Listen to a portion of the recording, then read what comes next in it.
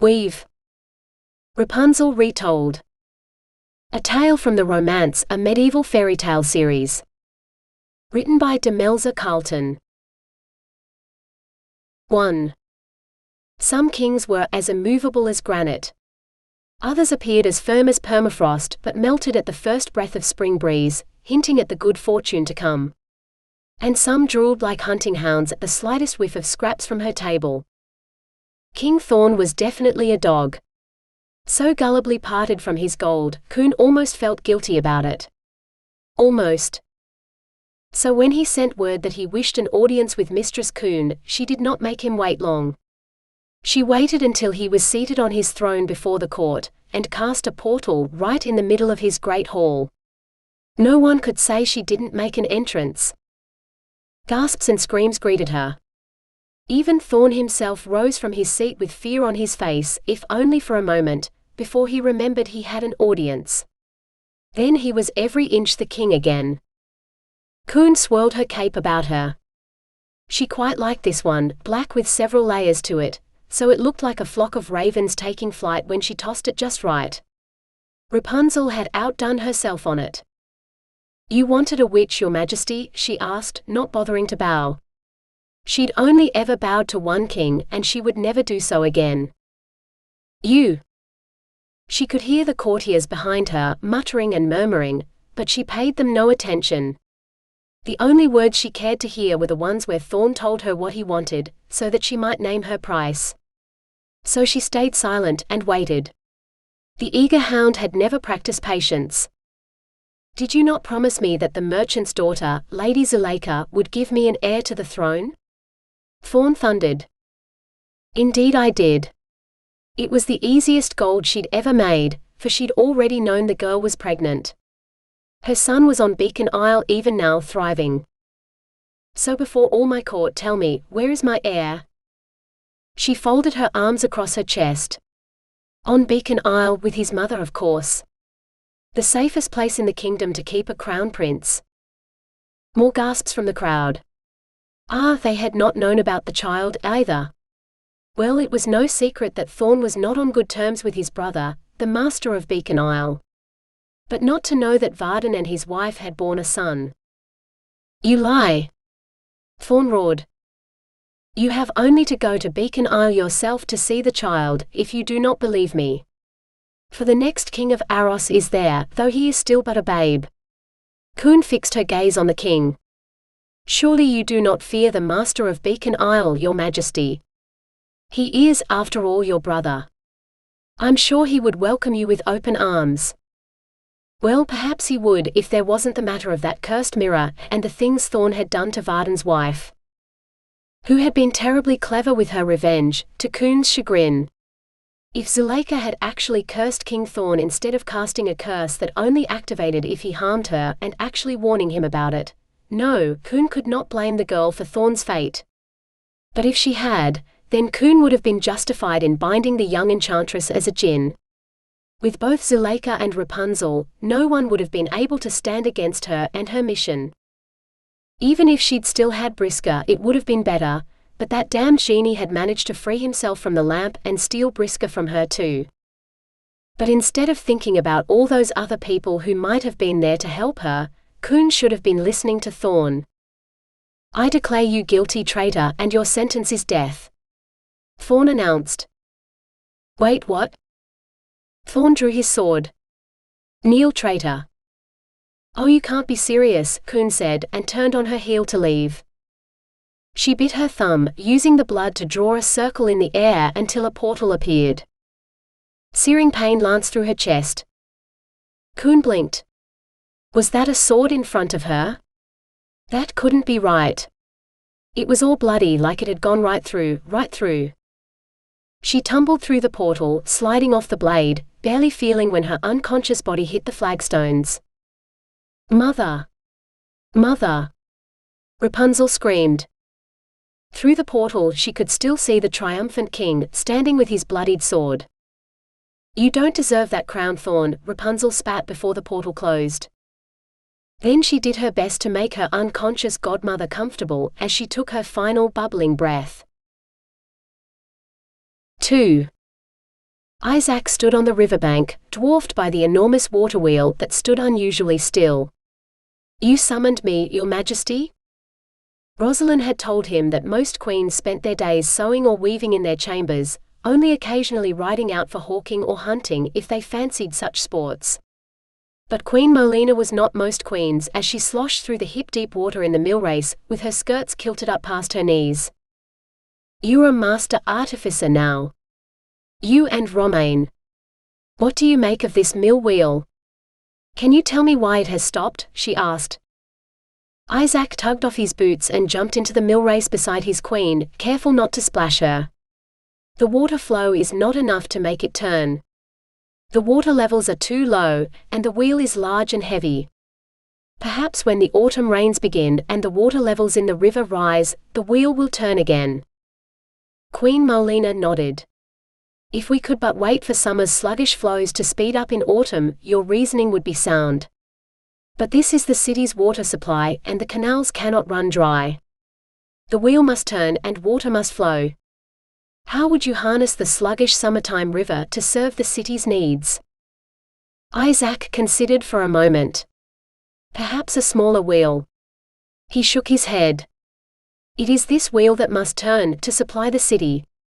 So a smaller wheel in its place would not do. But an additional small wheel, one which will turn in the summer current, yet big enough to fill the mill race so that the larger wheel might turn." Molina clapped her hands. "And this is why I tell Lubos I need more apprentices. I cannot do everything or even think of everything, and the more bright minds we have in the kingdom, the more they can learn and take it out to the rest of the country, and beyond." Isaac's ears pricked up. "You would have me undertake a quest for you, Your Majesty?" Molina sighed. "If I had my way, I would send you to take up your father's lands, to rule them as he did before he turned traitor. The steward does a fine job of sending in the tithes, but he will hear none of my plans for water wheels at Burg Rumpelstiltskin. Yet the river there is perfect year-round, you could have wheels on both sides of the castle and run more than one mill. And yet—" She clenched her calloused hands into fists. "The world changes every day, and only fools delude themselves that things can stay the same. Today, you are young and strong with the kind of cleverness our kingdom sorely needs. Yet tomorrow you might succumb to your father's curse." Isaak closed his eyes. He'd heard the story 1,000 times, so it should have lost the ability to frighten him, yet it still sent a chill through his heart. "Yes, my queen. Tomorrow I may wake up and everything I touch turns to gold, and on that day I will have only a year left to live. If I inherited my father's curse, which you told me he insisted only you could save me from. And you have saved me. I have been a ward of the crown ever since the king's father died, and my father disappeared. Is it not too much to hope for that you have saved me from my father's fate as well?" Isaak asked. Molina sighed again. She did not share his hope. "Come to my bower. I have something to show you. Something I should have given you years ago, but Lubos said you were too young. But now you are a man grown, you deserve to choose your own path. Wherever it may lead." She led the way across the bailey and into the castle, heedless of the water dripping from her skirts along the flagstones. "Send for some ale from the kitchens while I change out of my wet things," she commanded, bounding up the stairs to her tower. Isaak could do little more than obey, sending a flurry of panic through the kitchen maids, before one of the cooks assured him the queen would have what she wanted. Isaak exchanged a rueful grin with the cook. They both knew if the queen did not get what she wanted, she was not above venturing into the kitchen herself in pursuit of it. He counted to 100, then did it again, before he ascended the stairs to the queen's bower. She changed from a wet gown to a dry one, though it could have been the same one, for it looked exactly the same. The queen owned grand gowns, but she rarely wore them. She thumped a small chest on the table, wiping the dust away with her sleeve. "Your uncle left this for you when he entrusted you to our care." "My uncle?" This was part of the story he had not heard. "When your father disappeared, your mother's brother, a knight named Sir Chase, came to court, carrying you and a small sack of belongings. I put them in here for safekeeping, and here they have stayed until now. She beckoned him forward. Open it. Isaak reached out and flipped open the lid. Most of the space inside was taken up by a bundled sack. When he upended it on the table, a curious collection of things fell out. A pair of black boots, so dark they seemed to drink the light from the gold coins sparkling beside them. And a pair of golden-brown fur-lined gloves. The boots and the gloves looked worn, like they had been well used. They all belong to your father, or so Sir Chase said. I remember the gloves and the boots. He would tap his toe 3 times, and then a hole would open up in the wall or the floor or wherever he wanted it to, and he could walk right through. Wherever the king imprisoned me, he could not keep Abraham out. You knew him? You knew my father? Isaak burst out. The queen smiled sadly. If it were not for your father, I would have died at the mad king's hands. He didn't save me out of kindness, though. He believed I held the key to breaking his family curse. He wanted me to save you. It was all he could talk about, no matter how many times I told him I knew nothing of curses or breaking them. It wasn't until the end neared that we both realized the prophecy he'd been given was not about me at all, but about the child I was carrying. The lost princess. The princess who disappeared on the same day as the old king, Isaak said, nodding. If anything, her smile turned pitying. That is the story we told the kingdom when we asked them to look for her. Even offered a reward, though it has never been claimed. No, and this is something I have never told a soul, and nor must you. The king, King Lubos, my good husband, gave the girl to a witch to protect her from your father. Where the witch took her, I know not, but I know in my very bones that if anyone can cure you and your family of this curse, it is my lost daughter. Which is why I must ask you to find her. The queen laid a silver amulet on the table, topped with a milky white stone. This is a magic amulet, enchanted to help you find your heart's desire. It warms in your hand when you are on the right path, and cools when you are not.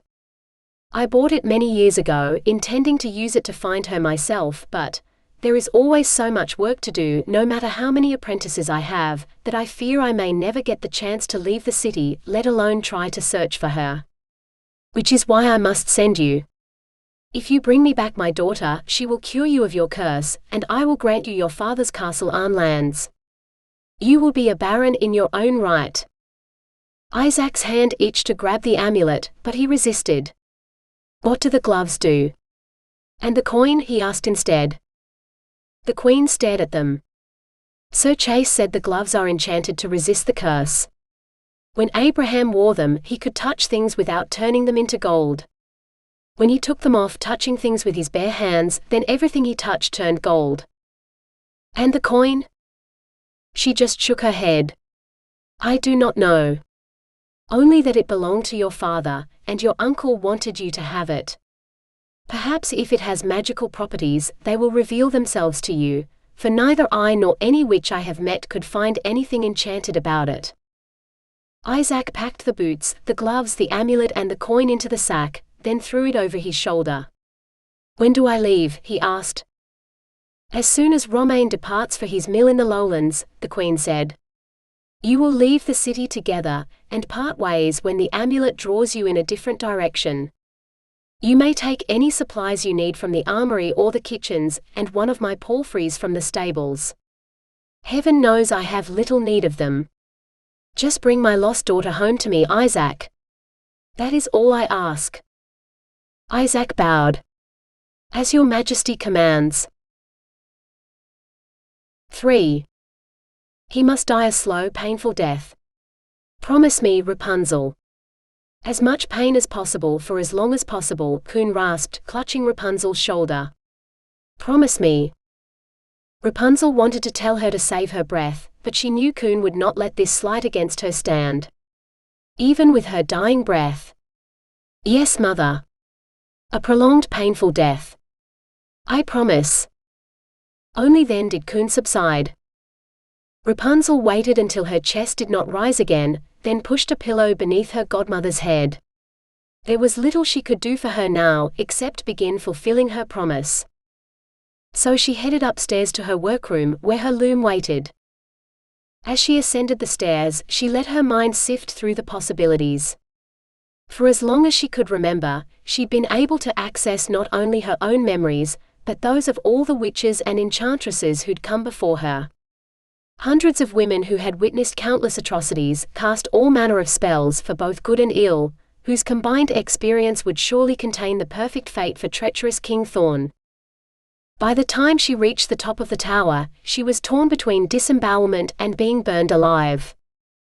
Yet when she reached her workroom, she remembered that for all his faults, King Thorn was still the king of Aros, and he had no children of his own. His only heir was Prince Varden and Princess Zuleika's newborn son, who was far too young to rule in his uncle Thorn's place. A regent would be required, one who could rule the prosperous kingdom of Aros for the next 20 years. Whereas Thorn, for all his personal faults, did have one redeeming feature: he was a capable ruler, who took pride in his country's prosperity. So if Thorn was to die a slow and painful death, for the good of his kingdom, his pain must be prolonged for a good 20 years. Not disembowelment then. But if he somehow survived the burning. Rheumatismus, her memories whispered. A word she did not know, but her memories most certainly did. It was a condition that did not kill a man, but made his joints swell, causing him a great deal of pain. Pain that would slowly incapacitate him over time, and would also twist his hands so that he could no longer hold a sword to stab anyone in the back. It was a fitting future for King Thorn, who had caused so much pain in his life. Rapunzel set her loom against the wall, then began to unbraid her hair. Once the dark locks reached the floor, she reached for the shears and snipped off a thick strand. Then she began attaching the hairs to her loom as warp threads. When she was done, she opened her basket of silks, in every color of the rainbow and more besides. Rapunzel might not live in a royal castle, but Coon did not stint her for materials when it came to her weaving. Coon knew the magic Rapunzel's loom could create. Finally, Rapunzel went to the chest that held the most important materials of all: locks of hair from the powerful men and occasional women Coon had made bargains with. Including the lock of hair she'd obtained from King Thorn, when she'd promised him an heir. Hair that had never needed to be used, for Zuleika was already pregnant with Thorn's nephew. But now she had a king's fate to weave. A fate he definitely deserved. 4. Isaak found Romain in the training yard. "Good morrow, cousin. How goes your suit with Rosalind?" When he told Romain about the Queen's quest yesterday, Romain had confessed his own plan to win Rosalind's hand and take her as his new bride when he returned to his father's lands. Isaak had tried to reason with him, but Romain would hear none of it.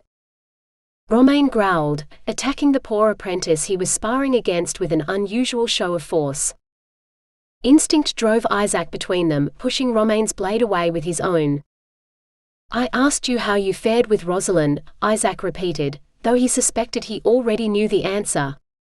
Princess Rosalind had inherited all of her mother's cleverness, but she had also been raised a princess. She would never settle for anything less than a king. "Out of her favor where I am in love," Romain said, lunging at Isaak. Isaak danced back, sword at the ready, as he broke into a grin. "Alas, that love, which I had thought so gentle, should be so tyrannous and rough in proof."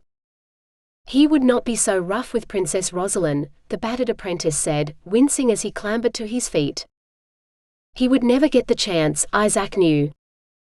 But Princess Rosalind will not have him, for she has her heart set on a political marriage, where she will be a queen like her mother.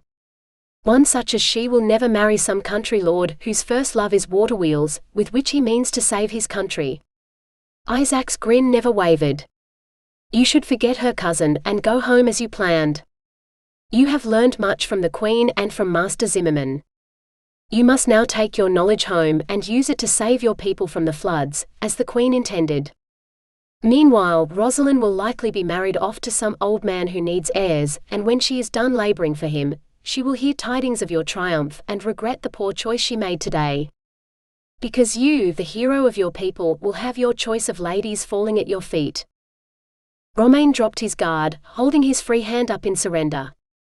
I might save my people from the floods, but if you think I can love another as deeply as I have loved Rosalind, you are mistaken. She is one woman my heart can never forget." Isaak sheathed his sword. "Ah, but we are both about to set out on impossible quests. You mean to save your people, a far harder task than winning one woman's heart, if it belonged to anyone but flint-hearted Rosalind, and I am supposed to find and save the Queen's eldest daughter before my family's curse claims me, as it has all my predecessors. Yet you do not waver. I believe you truly will save your people, and the Queen is certain that I will save her daughter, though we both know I am no match for the formidable witch who stole her as a baby." He shook his head. "You speak of impossible quests, and yet—" He longed to tell Romain the truth, the secrets the Queen had entrusted to him, but he could not. Romain sighed, as if he already knew the heavy burden his cousin carried. "Forgive me, cousin. You are right, of course. The Queen has given me a task that may take a lifetime, but at least I know I shall have that. If you carry your father's curse, you will die young, like all the Rumpelstiltskin men. I pray that you may have your miracle and that you shall find this girl, who your father believed could break the curse, so that you may live a long and happy life at your family estates, which the Queen will return to you after you find her lost princess. Perhaps one day I shall look forward to a visit from you, so that you can show your new bride my miraculous water wheels, for surely the princess cannot help but fall in love with the man who saves her from the witch." Isaak had to smile at Romain's naivete. Neither of them would marry Molina's daughters. But he would humor him. "If that is so, then we will both have our miracles. I will introduce my bride to yours, as you show me the lands you have saved. Do we have an accord?" Romain shook Isaac's hand. "Farewell, and may God go with you. For without Rosalind I travel alone," Romain said. "But not I think for long," Isaak said. Romain would find someone else in his father's lands, and forget all about Rosalind. Isaak gave just as little thought to the lost princess, who he did not believe he could find. He knew what his heart's desire was, and once he stepped through the city gates, the amulet would lead him there as surely as the sun rose in the east. 5. Finally, it was finished. Rapunzel tied off the ends and surveyed her work. A painter might have made a better likeness of Thorn, but she recognized him clearly enough. Particularly as the supine figure's hair was formed out of strands of the king's own hair. He lay on his bed with a pained expression on his face, his twisted hands held out before him in supplication to a woman who might have been Kuhn, but she turned her face away. "Is it done?" Rapunzel rose in surprise. "Mother! You should not be up yet. You are still weak from the loss of blood. I was just about to bring this to you. See. A slow and painful death, just like you wanted." Kuhn made a rumbling sound in her throat, that Rapunzel couldn't be sure if it meant she approved or not. "There is work to be done. That fool has likely spread the story of my death, so I must counter it by a show of strength, to show other rulers how false he is. Persuade them to conquer his lands so that they are under the hand of a more capable king." "But mother, Varden and Zuleika's son would be a capable king. He would learn to rule from the master of Beacon Isle, a man who loved his people so much he'd been willing to do anything to save them from the curse." "Enough, Rapunzel. You have done well." Before the praise could go to Rapunzel's head, Kuhn frowned. "But you should not have spoken to Thorn. You should have remained hidden. For if anyone were to find out about your abilities, I could not keep you safe. You are a treasure beyond price. You must remember that." "Yes, mother," Rapunzel said, though she had to force out the smile that went with it. She'd heard her godmother say this many times, but it still grated. Just once, she'd like to weave her own future, instead of ensorcelling someone else's. Worse, the more futures she wove, the more they seemed to resent Kuhn for the power she had over them. Thorn had not been the first king who'd turned on her, though most had been more polite and less violent. Kuhn pressed a hand to her chest and winced. The wound had not healed completely yet, if it still pained her. Not for the first time, Rapunzel wished she had healing gifts instead of her peculiar talent for influencing the future. Then she had an idea. "If you would give me a lock of your hair, I could weave a tapestry where you are well again, without pain," Rapunzel said eagerly. "No." Rapunzel recoiled at her godmother's sudden shout.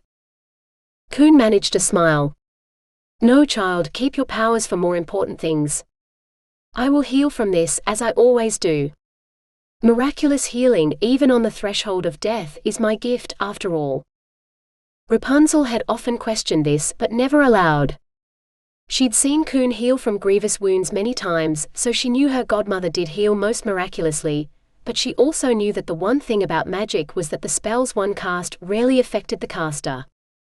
So a witch could render herself invisible by making other people's eyes unable to see her, but she could not turn herself into a bear, even if she could transform an entire town into animals. And Rapunzel could weave anyone else's future but her own, for hers never changed. Every morning she woke in the tower, and every night she retired to her bed in the same tower, never to leave. Just once, she wanted to weave her own fate. If not on her loom, then some other way.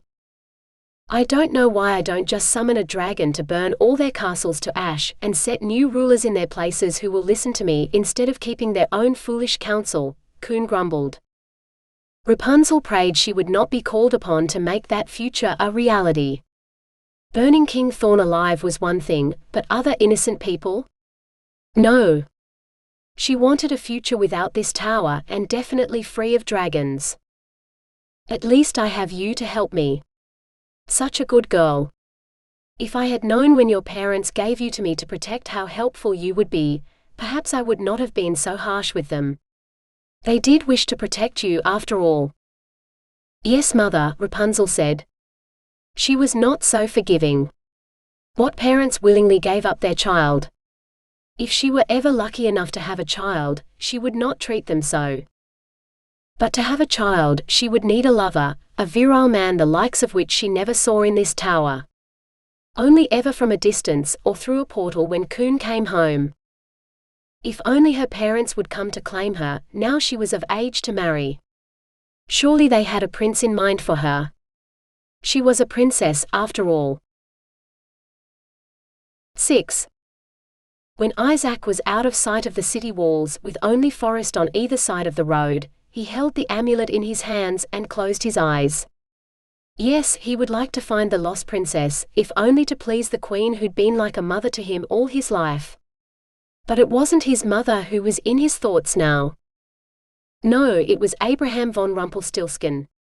Baron and traitor and father. If Isaak could find him, then he could ask his father what had truly happened between him and the old king. Whether his father really was a traitor. If he was, then Isaak would be honor-bound to bring him to the king for justice. But if he wasn't, then Isaak would do everything he could to clear his father's name. He slid down from his horse and stood in the middle of the road, then turned slowly on the spot, the amulet clasped between his hands. When it warmed just as the queen said it would, he dared to open his eyes.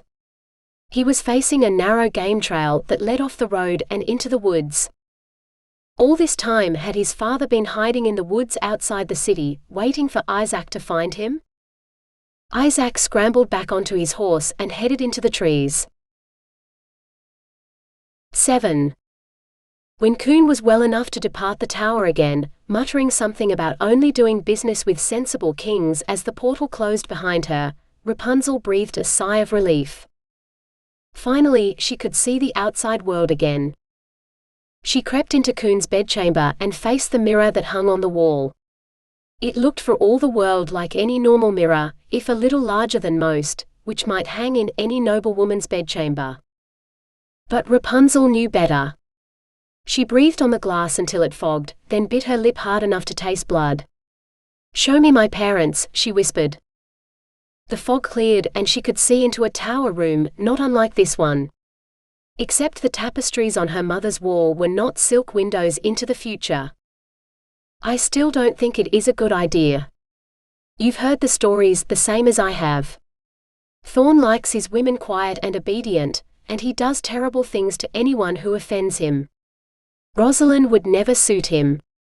Now, if someone were to find little Tesserina, she might be a suitable match. Being brought up by a witch, she is surely far humbler than Rosalind. She would suit him perfectly. Enough about her. She is lost, and it is time you accepted she will never return. The witch took her, and if she meant to return her, she would have done so already. Face it, Molina, the girl is likely dead. But Rosalind is alive, and the only daughter we have who might cement this alliance to Aros with a marriage. She does not object to the union, so I do not understand why you do. He is a king and you are a queen. Rumors and gossip are beneath you both. No matter what rumors you might have heard, that is all they are. Thorn would treat Rosalind with all the honor and respect a queen of equal rank to his own deserves. But if you would only wait until Isaak returns. If he finds Tesserina. Molina began eagerly. Lubo sighed. I can wait a month. 2 at most, while Rosalind prepares her bridal trousseau. But King Thorn will marry our daughter, whether you object or no. Father might have considered all our neighbors enemies, but I am determined to turn every one of them into allies again, if it takes me all my life. Your devices make delightful gifts once the friendship is struck, but if you want more apprentices and more widespread use of your water wheels, we must first make friends before stealing their children and building strange structures in their bailey. Rapunzel waved the mirror into blankness again, then sat down heavily on Coon's bed. Her godmother Coon was all the mother she'd ever known, for all she knew Molina had given birth to her. Lubos, the father she'd never actually met, had given her to Coon to prevent Molina from handing her over to some baron who'd promised Molina the crown she now wore. No wonder they were Lubos and Molina to her, not father and mother. She was just a thing to them, something that could be traded for position or favor. Ah, but she had a name at least. Tesserina. A mouthful, but then so was Rapunzel. Or Rosalind, the sister who was doomed to marry King Thorn, for even if her parents did send someone to fetch her from the tower, Rapunzel would never agree to bed that bastard. Then again, if the rheumatismus took hold, perhaps he would not be fit to bed anyone, ever again. Oh, but there'd been another name they'd mentioned. What was it? Isaak. A name she could not put a face to, and she'd spent hours before this mirror, learning about all the ruling royals throughout the world. Or at least the ones Coon had mentioned. She breathed on the mirror again. Show me Isaak. A boy, nay, a man, though a young one, appeared in the mirror, wearing golden armor as he sat atop a fine horse. Both were dusty and travel-worn, as though they'd been riding for some time.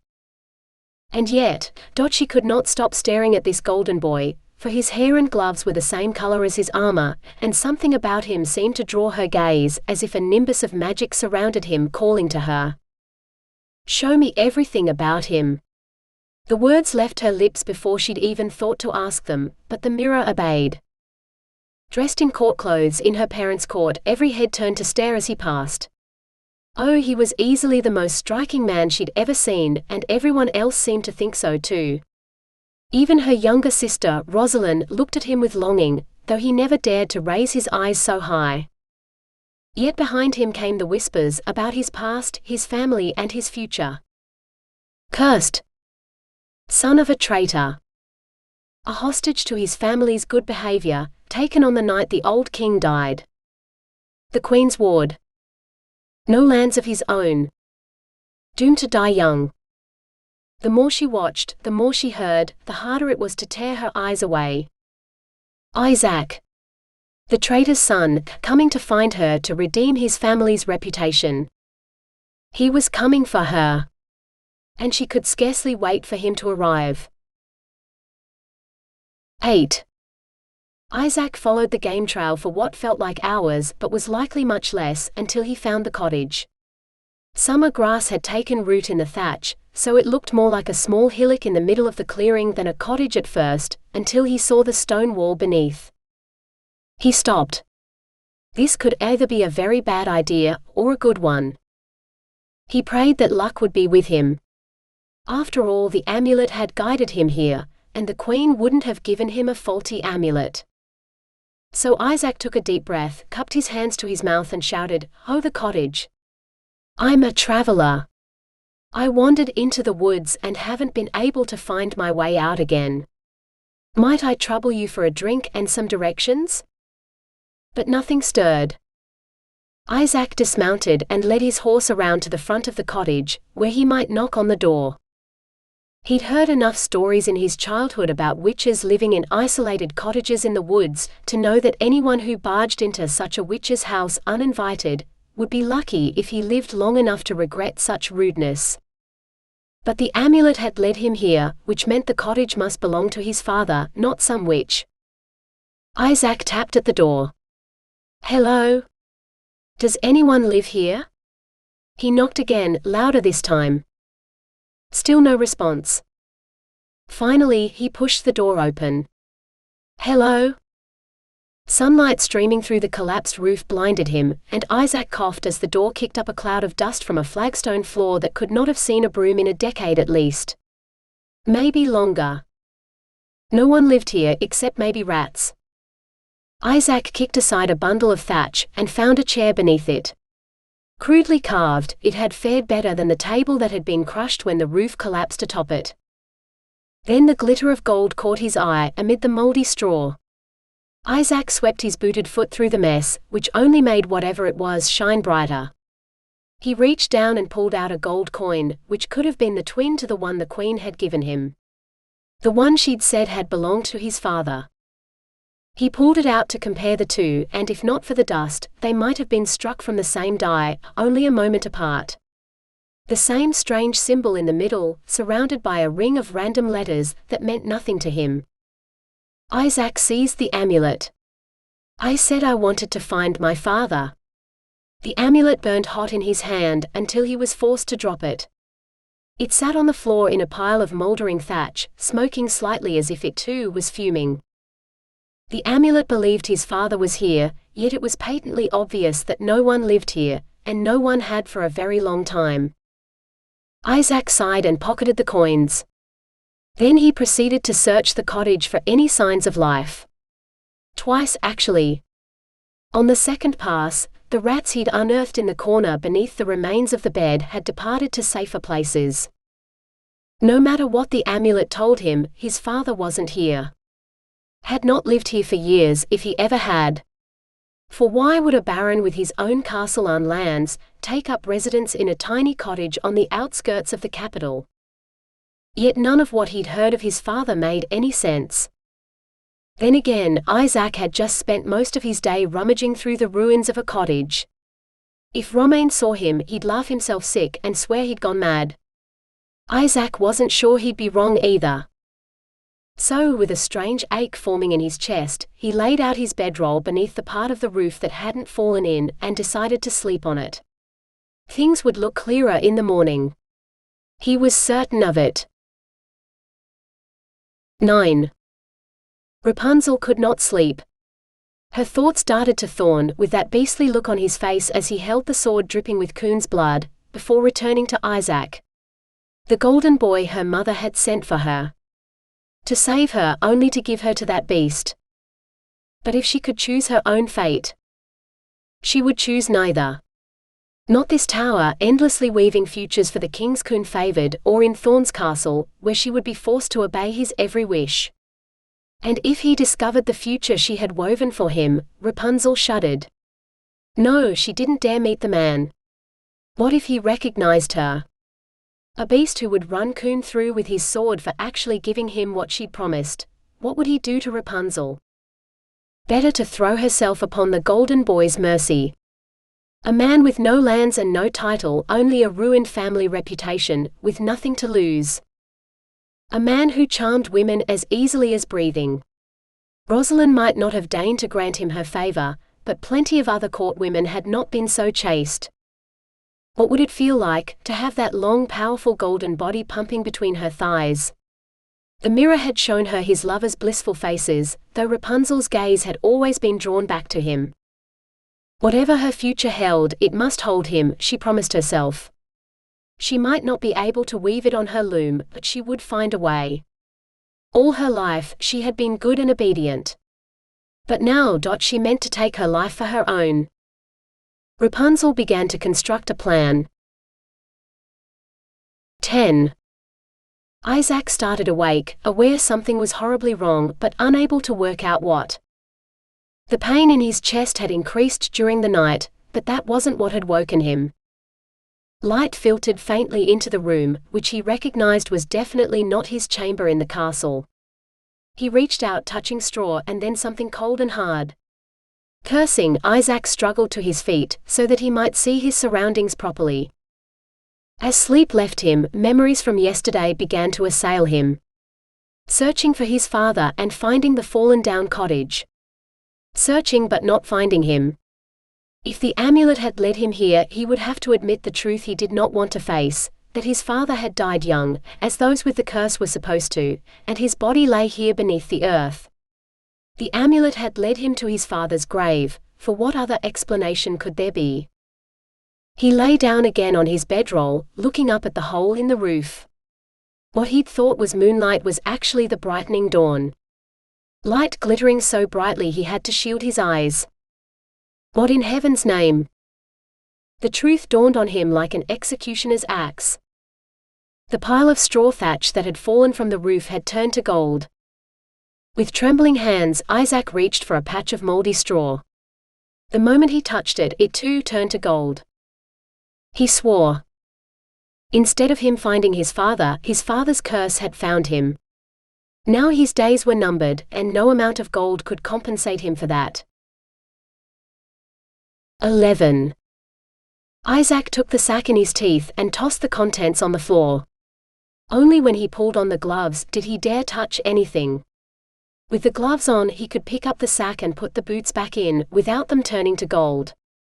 Breaking his fast and saddling his horse took far longer than it should have, and he decided to fill one of his saddlebags with some of the straw he'd turned to gold. After all, it might be useful. Finally, he pulled out the amulet and held it in his gloved hands. What his heart desired most now was a cure for the curse. If the queen was right, as she usually was, this would show him the way. He slowly turned on the spot, until the amulet grew hot enough for him to sense the heat through his gloves. He opened his eyes to the rising sun. East he would go then. East and further east, as the forest gave way to hills and then mountains, and still the amulet told him to head east. Where he could, he bought provisions, but occasionally he'd had to string his bow and hunt. All that target shooting in the castle bailey had not been time wasted, for he could bring down prey with surprising ease. Cooking the creatures, well, that took more practice. Luckily, he did not mind his meat burned.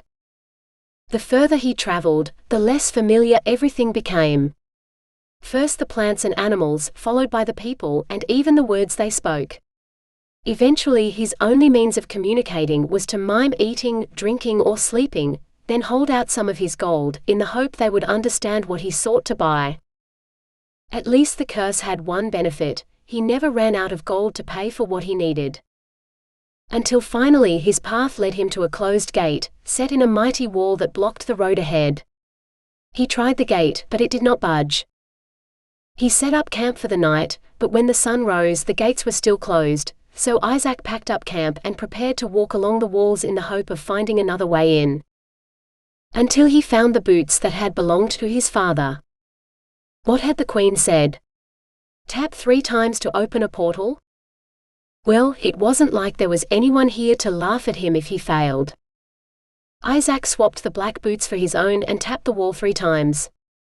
To his surprise, a hole appeared in the wall, wide enough for him to lead his horse through. He didn't hesitate, through they went.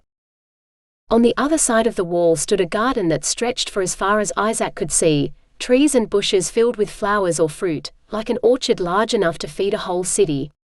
Yet there wasn't another soul in sight. But there was a path, little more than a game trail, that led upward. And when Isaak stepped onto that path, the amulet grew hot. So he ignored the fruit-laden boughs on either side of him, and walked on. For most of the morning he ascended the slope, marveling at the size of the garden, which showed no signs of ending. It must have taken an army of men to keep it in such tidy order, yet he didn't see a single person. Finally the orchard ended as the ground grew stony. And from this barren ground rose a tower with no entrance, though he walked all the way around it. Well, if there was no other way in. Isaak tapped the wall 3 times, waited for a portal to open and stepped through. Rapunzel knew the moment the stranger entered her tower. It could not be Kuhn, for she had not seen the blinding light that accompanied one of her godmother's portals. Yet she knew she was not alone. She set down her sewing and headed down the stairs. Her bedchamber and Kuhn's were empty, which left only the dining hall and the larder beneath it. The dining chamber looked exactly as she'd left it after breaking her fast, so the stranger was not there. Down to the larder then. Only one small horn window let in the afternoon light, but it was enough. "It's you," she said in wonderment, staring. Night after night she dreamed of him, and she'd wept upon waking when she realized it was only a dream. But now. His lips were warm as they molded to hers, his shoulders hard and strong beneath her hands. The golden breastplate clanked to the floor, but he only kicked it away as he struggled to take his tunic off after it. Her fingers tangled in the lacing of her dress, but she didn't dare look down to see, for if she did, he might stop kissing her or vanish altogether, and this would be another dream. Finally the strings binding her eased, and she could slip her dress down over her shoulders to let it pool at her feet, followed by the shift she did not need. Meanwhile he'd towed off his boots and his hose remained for only a moment before they too were gone. "Take me, Isaak, claim me for your own," she begged as she embraced him, the golden boy she had dreamed of for so long. "Please?" The stone wall was cold at her back, but the heat of him pushing inside her drove all thought of anything else out of her head. She was ready to explode with pleasure at his first thrust, yet she did not, as the blissful waves within her only grew more and more powerful until she could not help but be swept away, crying out his name as she clung to him. Better than watching him in the mirror. Better than dreams. Better than anything she could have ever imagined. He took her up against the wall until her knees gave out, and then on the floor, her head pillowed on a sack of rice as she moaned incoherently at the sensations he aroused in her body. Deep inside, where no one else had ever touched. The places that belonged to him alone. Finally, when she thought she could take no more, he drove deep inside her to the hilt, filling her completely, and something seemed to explode inside her as bright light blinded her. It took her a moment to realize the lights were not her imagination, but coming from upstairs, higher up in the tower. Kuhn had returned. She let out a soft sob as she pushed him away, hating the feel of his body leaving hers. "You must go. Quickly, for if she discovers you are here. Go. The witch who kidnapped you. She is here. I will fight her and I shall save you," Isaak declared, pulling on his tunic. Rapunzel laughed. Foolish man. You are no match for her. She is too powerful for you or even me. You must go. I will send you a signal when it is safe to return. I will hang a cloth from the highest window in the tower." She leaned in for another kiss, for she could not help herself. "I will return," he promised. Then a hole opened up in the wall, he stepped through, and he was gone. 13. Standing outside the tower in his tunic and boots, clutching the rest of his things to his chest, Isaac's mind couldn't seem to grasp what had just happened. Oh, he just made love to a very eager girl in a storeroom, for he could still feel her body wrapped around his, though she was now on the wrong side of the stone wall that separated them, but. She'd known his name. How had she known his name? Could she actually be the lost princess? If she was, then he'd been even more of a fool. He should have said something, asked her name before she'd, and then they'd, and he'd, oh God, Queen Molina would execute him for sure. Or King Lubos would. Because deflowering a princess was definitely treason.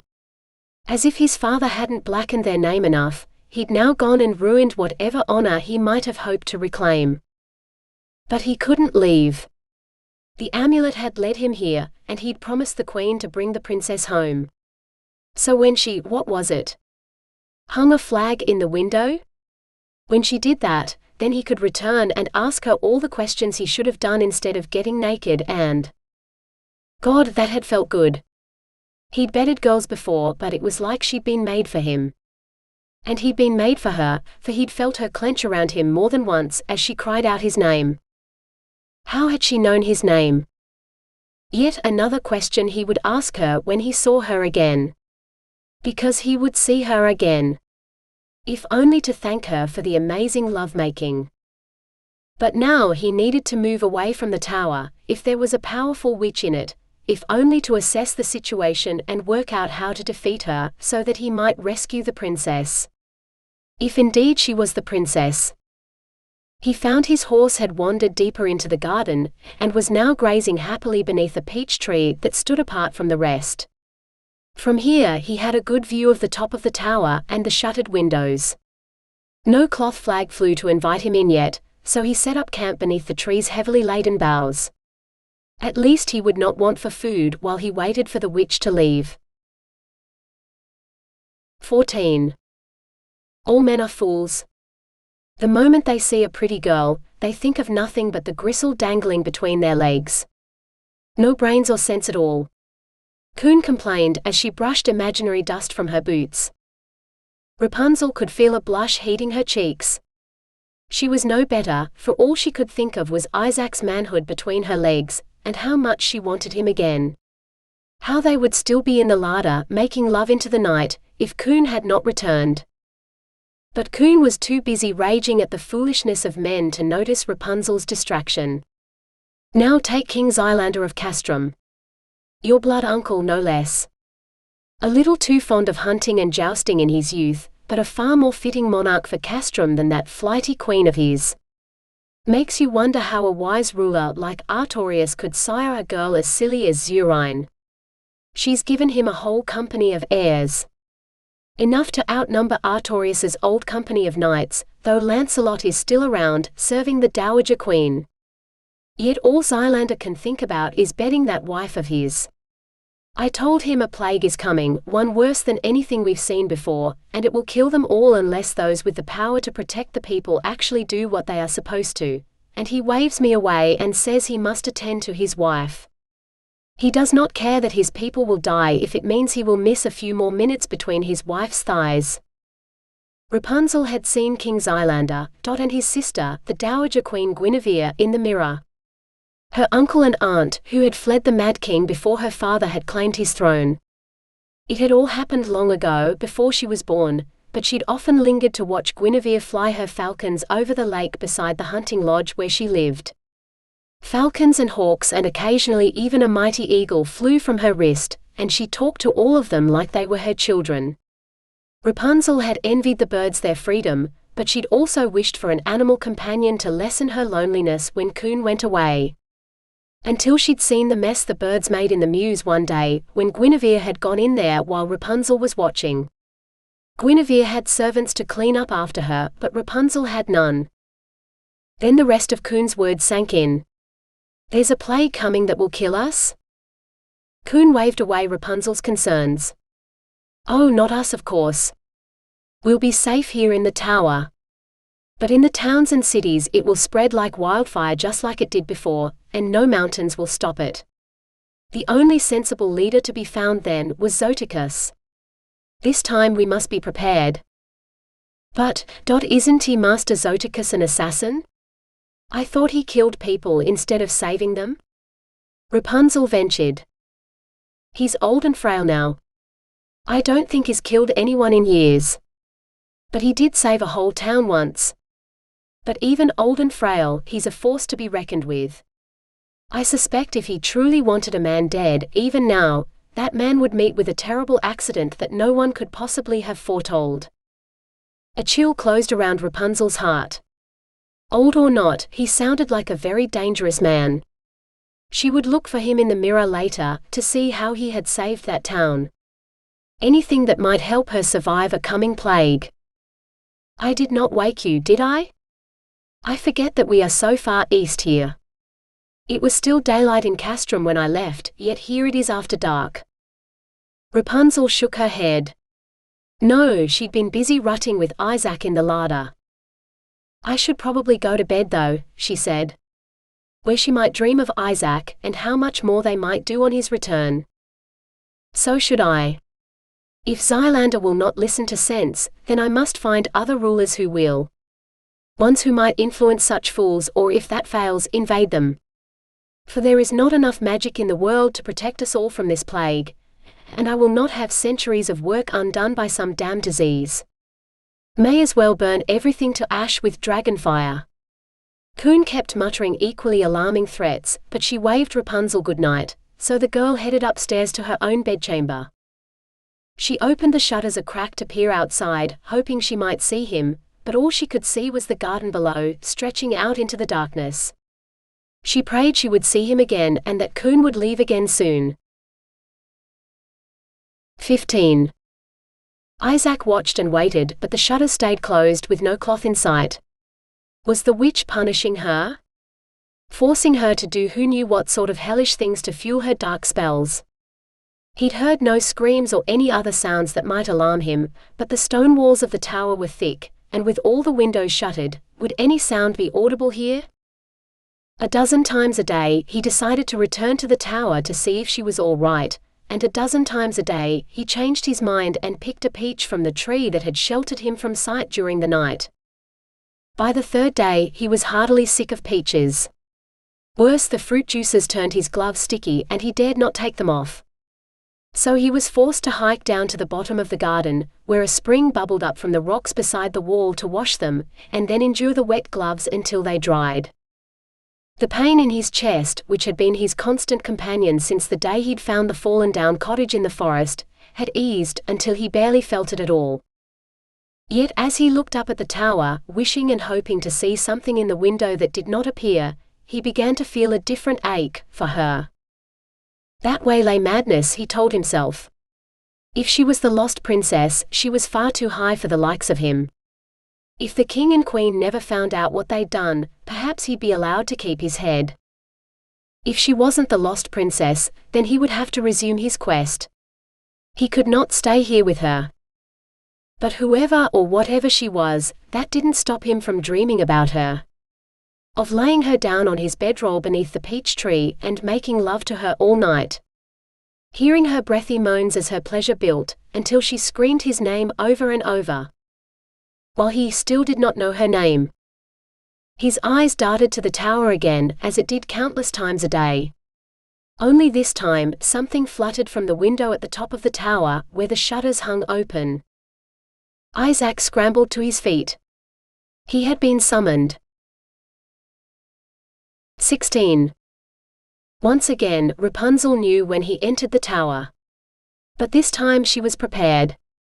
She'd already steamed the rice and the chicken, and the vegetables were almost done when she ventured up into the top of the tower to hang a flag in the window. She'd decided to use an old gown that she'd spilled wine on when Coon was teaching her to brew.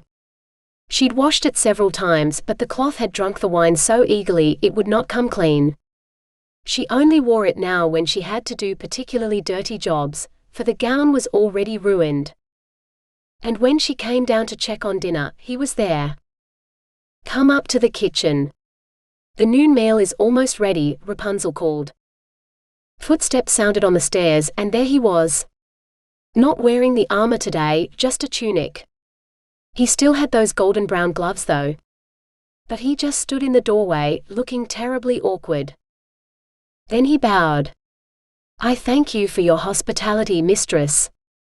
I am Isaak von Rumpelstiltskin, son of Baron Abraham von Rumpelstiltskin, now ward to Queen Molina and King Lubos of Flamand, where I have spent most of my life. It is out of gratitude for the Queen's kindness that I have come, seeking the Queen's lost daughter." Not lost, Rapunzel thought, but she didn't say it aloud.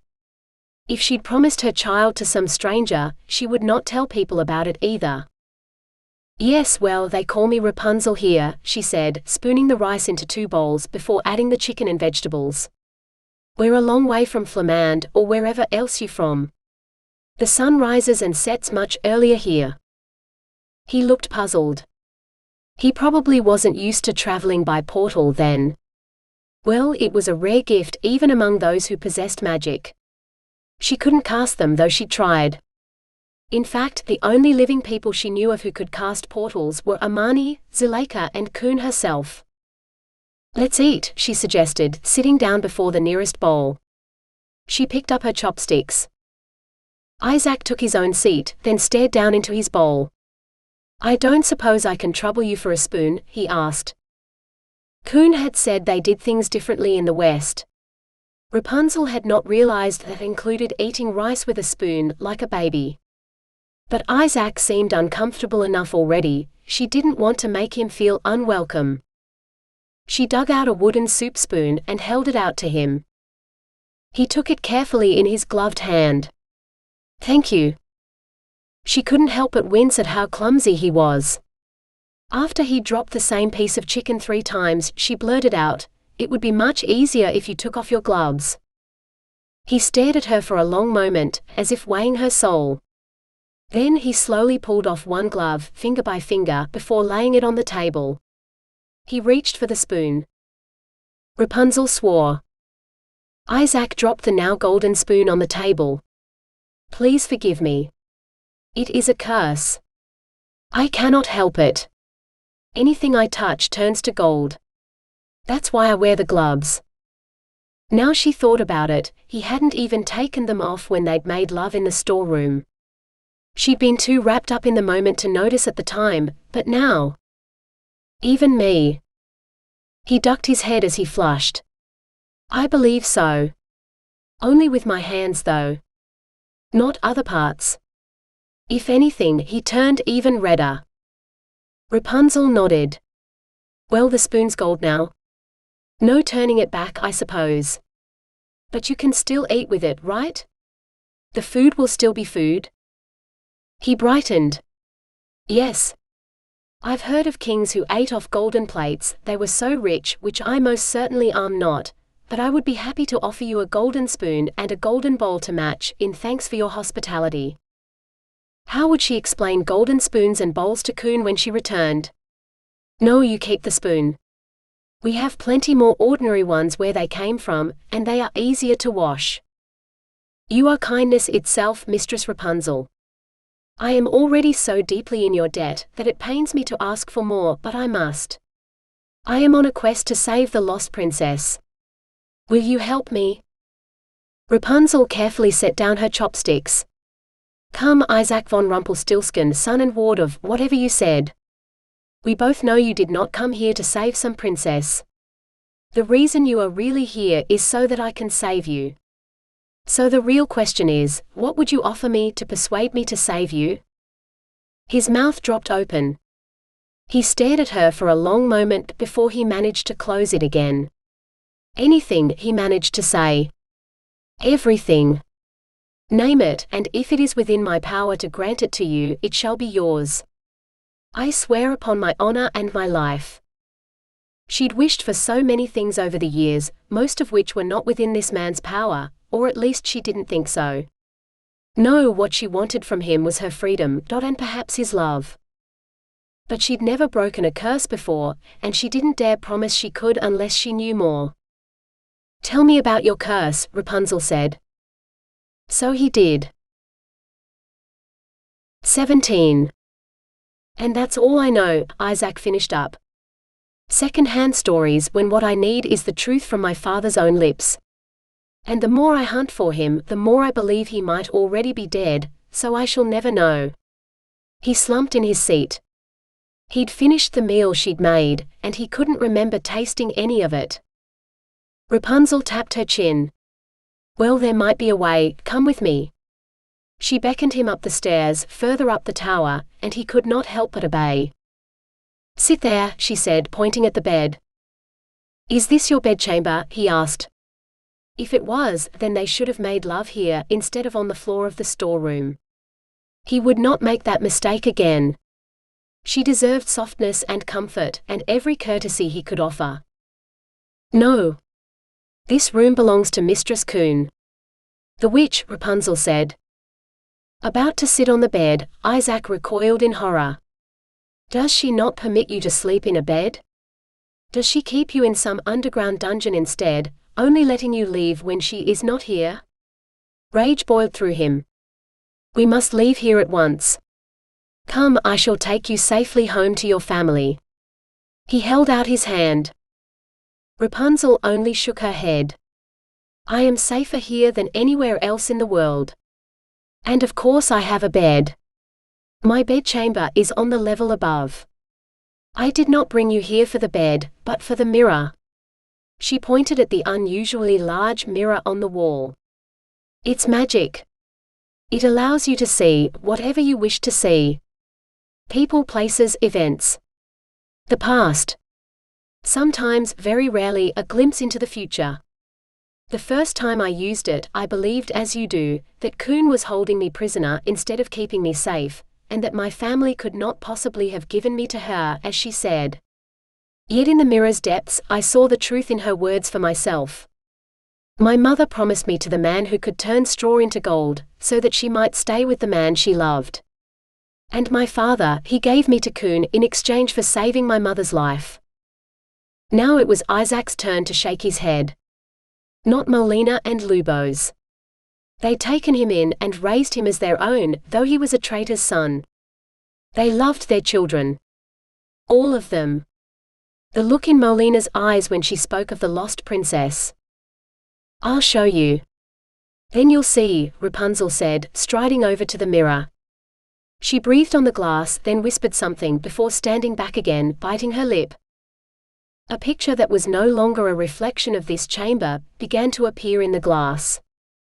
And miracle of miracles, he could hear as though the mirror were a window and not a flat plane of glass. "Come with me now, and I will save you from the king and your thoughtless husband, and when your child is born I will see she is treated like the princess she is," the man said, extending his hand. To Isaac's shock, he recognized the man's glove, for he wore its twin on his own right hand. "I will not leave the man I love. Not for the king or you or anyone," the girl said, coughing. "Prince Lubos will return. He will help me and will marry me just like he promised." She rose shakily to her feet, staggered to her bed, and fell face first into the straw. After a long moment, she moved so she lay more comfortably. "I must rest. When I wake I will work more. Swear to me you will give me the child when she is born, and I will spin all the straw in this room into gold," Abraham said, "for it must be him. You will live and stay with your husband, and your sacrifice will save my life and my son's." The girl coughed again, more weakly this time. "Give up my child to you? A strange man I neither know nor trust? You are a fool. No. You shall not have her." Abraham folded his arms across his chest. "Then I will not help you." The standoff did not last long. The girl fell asleep, and Abraham walked over to the spinning wheel and began to turn straw into gold. "She refused him," Isaak said slowly. Rapunzel looked grim. "At first she did, but several days later, she did not." She whispered to the mirror again, and the scene changed. Instead of darkness, light filtered dimly into the room where his father sat beside the girl who had become Queen Molina. Yet her face remained in deep shadow as she whispered, "Yes. If you can spin every bit of flax in this place into gold before the king executes me, then the child is yours." "Did King Lubos know?" Isaak demanded. Surely he could not have agreed to such a thing. When he returned, she was terribly ill, and babbling what he thought was nonsense.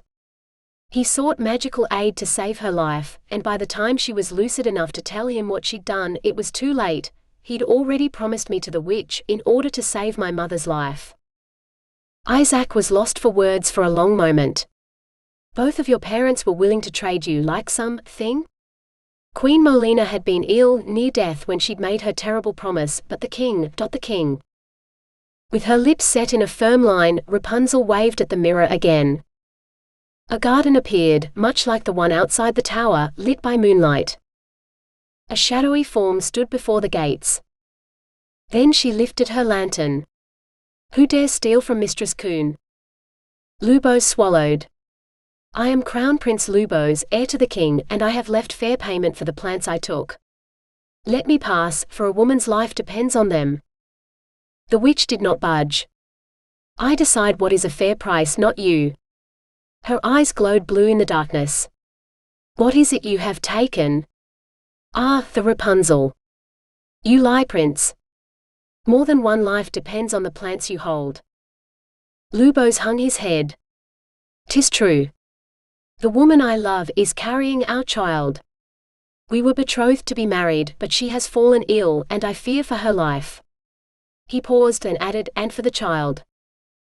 "What is this woman's life worth to you?" the witch demanded.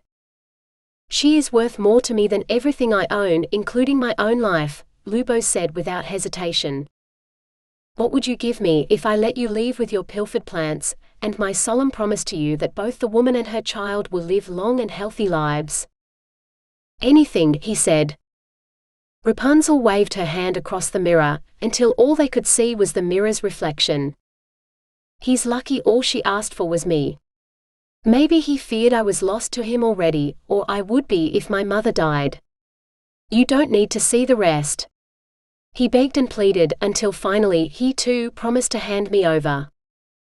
"But he didn't." "The witch stole you," Isaak insisted. Rapunzel looked at him pityingly. "She did no such thing. Must I show you that, as well?" She did not wait for his answer. She merely breathed on the mirror and whispered to it. And the witch appeared, looking younger than before. "Enter, your highness," the witch said, standing before a small cottage. Lubos stepped forward, holding a small bundle in his arms. "I come to fulfill the bargain we made. You promise that my wife and child will live long and healthy lives." The witch's eyes glittered. "And they will. Your queen will outlive you and hold her son's heir in her arms when your son takes the throne." Lubos blew out a breath. "And the child? Our daughter?" The witch grinned. "The little weaver.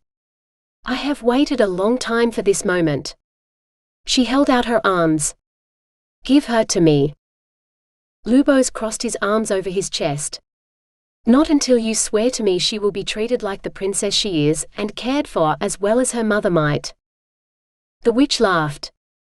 "Princesses are raised to be pawns in a much larger game, married off at the convenience of their fathers to cement this or that alliance. Much like your sister Guinevere, married to a man she does not love. Your daughter will be much more than a bedwarmer and broodmare for one of your allies. She will shape the future of many kingdoms, like one of the ancient queens of legend. I will take her to a place so safe, no one will ever find her to steal or harm her. She will outlive her mother, though she will not bring any kings into the world. I will have your word." "Yes, you are a man of words, when there is so much more to the world. Yet you shall have mine. I swear upon my own life that I will do everything in my power to prolong her life and health. No other girl child will be as precious to her mother as your child will be to me." Lubos looked down at the child, his reluctance writ clear across his face. "Give her to me," the witch demanded, her eyes glowing blue. Though pain twisted his features, Lubos held out the child. The witch snatched the child from his arms, and in a flash of light, the witch and the baby were gone, leaving Lubos alone in the garden. Isaak closed his eyes.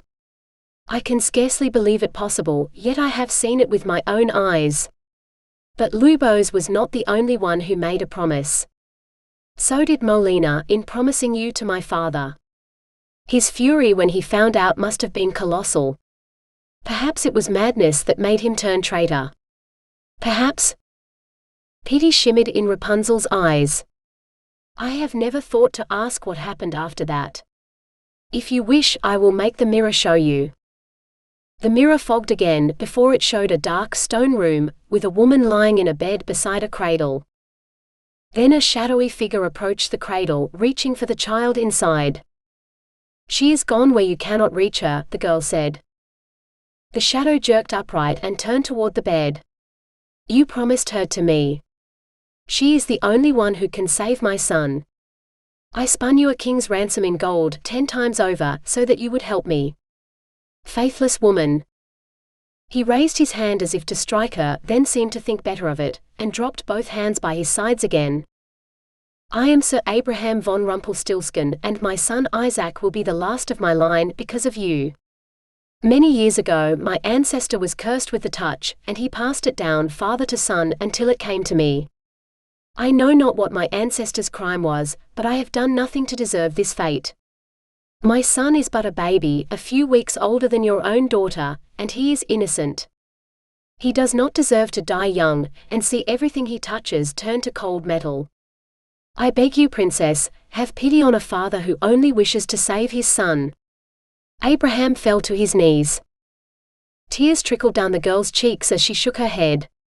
"I am sorry, Sir Abraham, but I cannot. My husband has taken her I know not where, and he will defend her with his life. I could never save you or your son, no matter how much I wish I could.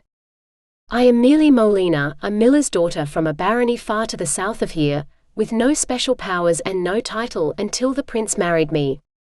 My only skill is with a spinning wheel.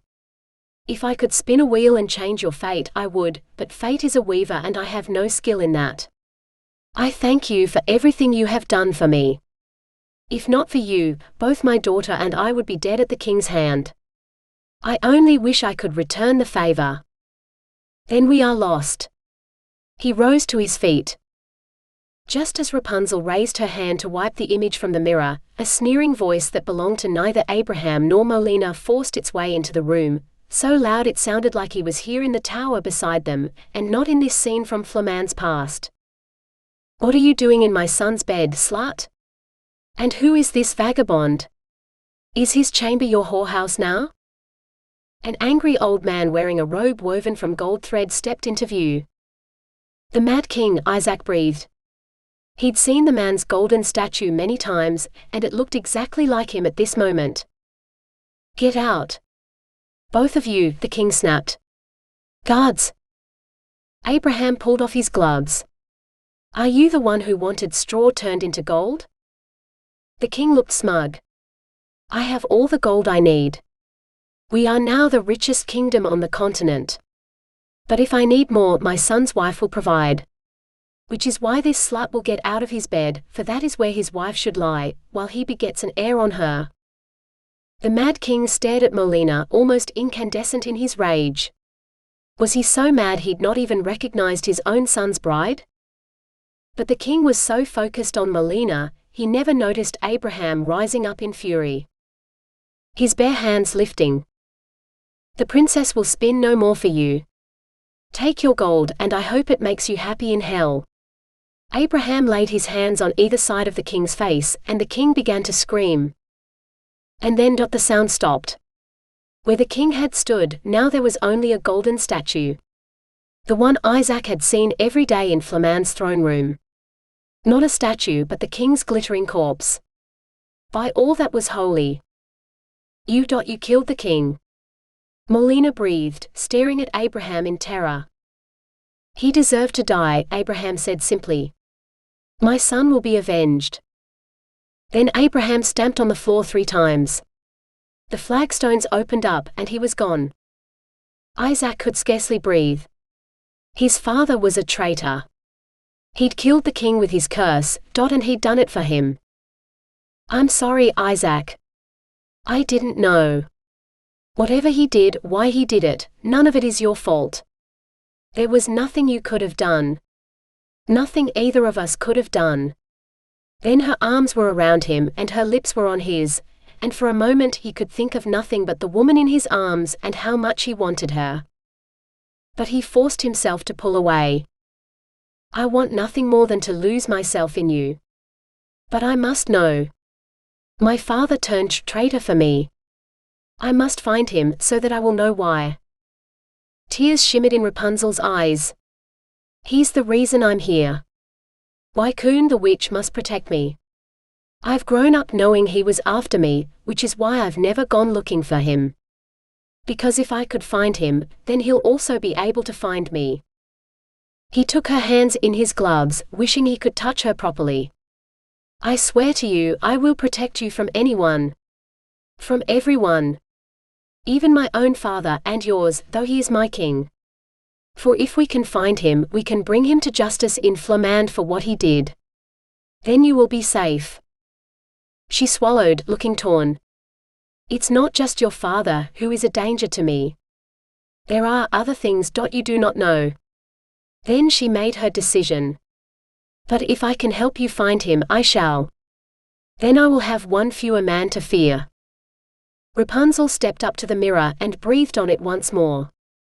"Show me Abraham von Rumpelstiltskin," she said. But the mirror only showed the fallen-down cottage, where the amulet had led Isaak, the chair beneath the thatch, and the coin in the dust that was now in his pocket. Isaak shook his head. "That can't be right. There's no one there. I've been there. There's nothing but dust and ruin. No sign that anyone has been there for years." Rapunzel wet her lips. Perhaps he is dead, and that is where his body is buried." He'd had the thought himself more than once, but it made no sense. If he was dead, then there'd be a body or a grave or something, and he'd examined both the house and the surrounding ground thoroughly. If his father's body was buried there, he'd have found something. Before he could stop her, Rapunzel said, "Mirror, show me Abraham von Rumpelstiltskin's final moments." The image shifted, showing the same clearing, this time covered in snow, but the cottage looked nothing like Isaak remembered. This cottage looked lived in and new, with smoke drifting from the chimney like it was someone's home. Hoofbeats sounded, and a man on horseback rode into the clearing. Abraham slid down from his horse, then fell to his knees in the snow. A man Isaak did not recognize opened the door and stepped outside. "So you are not as much of a fool as I thought," the man said. He took the horse's bridle, leading the animal toward the stable. Abraham seized his cloak. "I am a fool. Such a fool. The princess is his only hope. Isaac's only hope.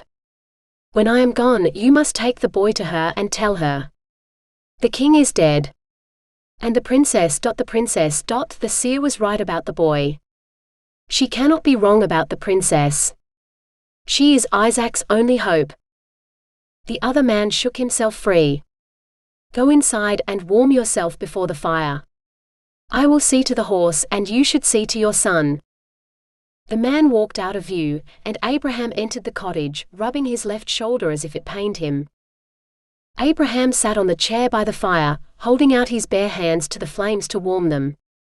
His fingers were a peculiar shade of grey-blue. "Oh, Major," Abraham sighed. Then he grimaced, clutching at his chest. His face began to pale, then turn as blue as his fingers.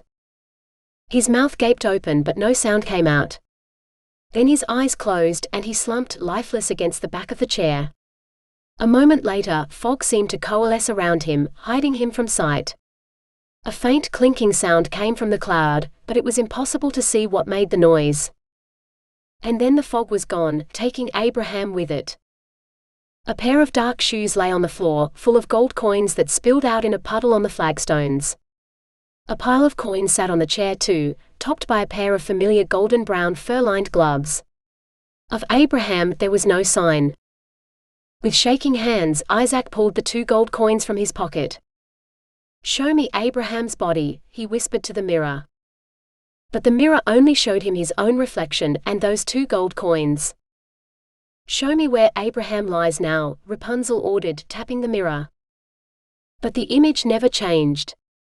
If anything, the coins seemed to grow larger, until all he could see was his own hand, and the coins in his palm. 18. Isaak seemed lost, and Rapunzel's heart could not help but ache for him. At least her father still lived, while his had died without even leaving a body behind, so that he might be mourned. She offered him her hand, and he took it, allowing her to guide him upstairs to her bedchamber, where she pushed him down on the bed, telling him to rest. Only when she started pulling off his boots, he began pulling other things off too, and then so had she, and then he'd pulled her down onto the bed beside him, and oh God, he felt so good inside her. Hot and hard and so delicious she could not help but moan and beg for more. She lost count of the number of times she screamed his name as his gloved hands held fast to her hips, driving ever deeper inside her, grinding against her until she thought she could bear no more pleasure, and he found his own shuddering release. She drowsed in his arms as he drifted off into sleep, and she hoped, dreams that would be far pleasanter than the events she'd shown him in the mirror. But even as she ached, both for the lovemaking they'd done and her need for more, her thoughts went back to Abraham's final moments. The coins coming out of the fog. There'd been magic at work there, she was certain of it, and if she could understand how it worked, then maybe she could figure out how to break the curse that bound Isaak. So that he might take off his gloves and caress her with his bare hands, and do all manner of pleasurable things that she'd seen him do in the mirror. Joys other girls had known before the curse had stolen touch from him. And her.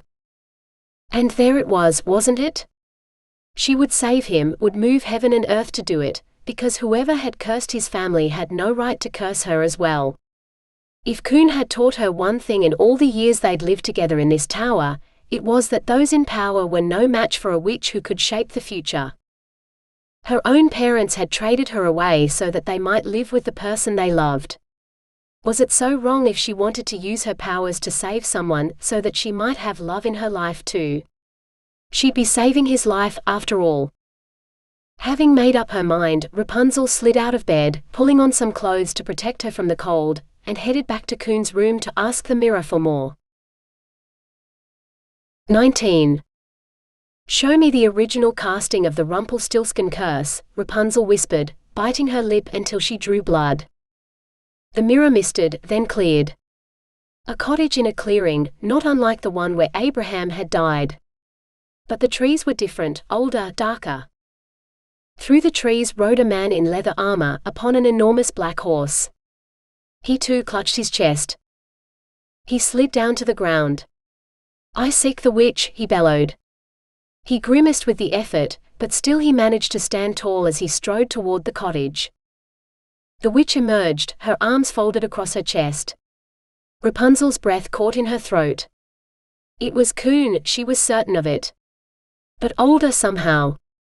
Could Kun have cast the curse that kept Isaak from touching her?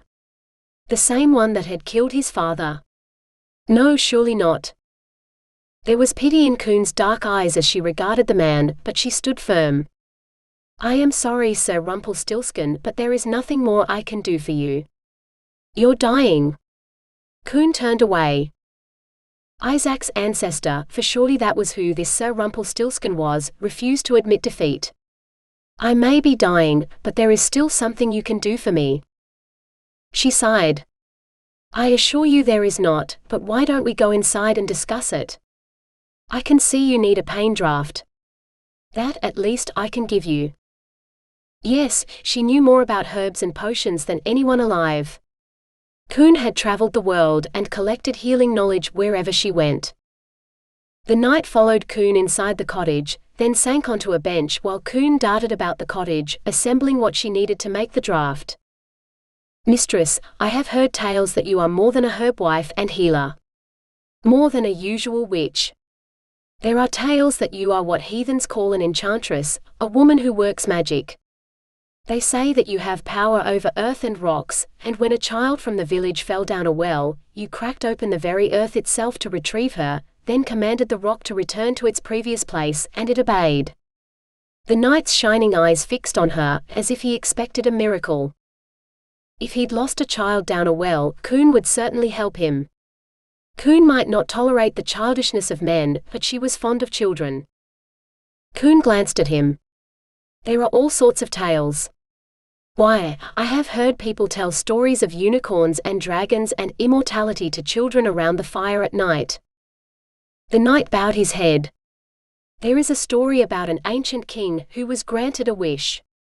He wanted to be the richest man in the world, so he wished for everything he touched to turn to gold. It is said that gold comes from the ground, and a wielder of earth magic might be able to do such a thing." Kun lifted a bucket of water and poured some of it into a small pot over the fire. "Then you must also know the end of the king's tale. He could not eat or drink or touch his family, and he feared his wish would kill him, so he washed his wish away in the river and shunned gold for the rest of his days. Rapunzel smothered a laugh. She remembered that story. She would not have done what the king did. No, she would have spent every moment turning everything she could into gold before hunger or thirst overcame her, and only then would she have been willing to wash away the curse. For then she would have all the gold she needed, and a future with her family. Even the worst curse might be twisted in order to bring good fortune, though it might have been created for ill. Kun had called her silly and told her it was time to go to sleep. But Rapunzel had thought long into the night about it, planning what she might do if she were cursed. Not that anyone would dare, with a powerful witch like Kun protecting her. But the night continued. I will soon be beyond such mundane things as gold or food or even day's mistress. But my family will not. And I have spent all that I have in physic for what ails me, seeking a cure that will let me live long enough to restore my family's fortune. If I die now, I will leave them little more than the Rumpelstiltskin house on stilts my father left me, on the rock King Carl granted him for his service. Other knights are building castles along the river to secure their lands, and if my son does not have one, he will lose his lands to a richer man who does. He needs gold, and I would give anything to give it to him. Kun sat down and squinted at him. You ask me to curse you? Not for yourself but for your son, who you will never be able to touch again. You will never be able to eat or drink, and your own wife will not be able to hold your hand as you take your dying breath. You even wish to hasten that dying breath. The knight pressed his hand to his chest and grimaced. Just as Abraham had done in those last moments before he died. Was there something amiss with his heart? Yes. I am no use to them like this. Better to be dead than to be a burden. He took the cup she offered in his grey-blue fingers and drained it. Kun watched him with pity on her face for a long moment before she said, There is some truth in the tale, but the enchanter who cast such a spell was a fool. I can restrict the spell to your hands while you live. You may still eat and drink, as long as your hands do not touch it. But when your heart stops, the spell will spread throughout your body, turning it all to gold. Was that what had happened to Abraham? The spell had turned his body to gold coins? It would explain why there had been no body to bury, and why the mirror thought the coins Isaak carried around were all that remained of his father. Kun bowed her head. This I will do for you, but you must swear to tell no one about the source of your wealth. Breathe a word to anyone that I cast the spell, and that breath shall be your last. That definitely sounded like Kun. Rapunzel wondered who Kun had enlisted to carry out her vengeance in the time of Isaac's ancestor, for this was long before Rapunzel's birth. I swear on my honor and that of my father that I shall tell no one, the knight promised.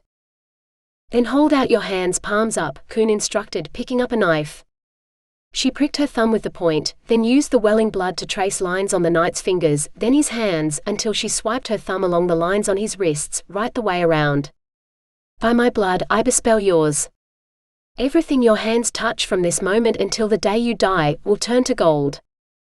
For a moment the knight's hands glowed, then lit up in a blinding flash of blue that made him turn his head away. Rapunzel had to blink away the burning afterglow from her own eyes, for she'd looked away far more slowly than the canny knight.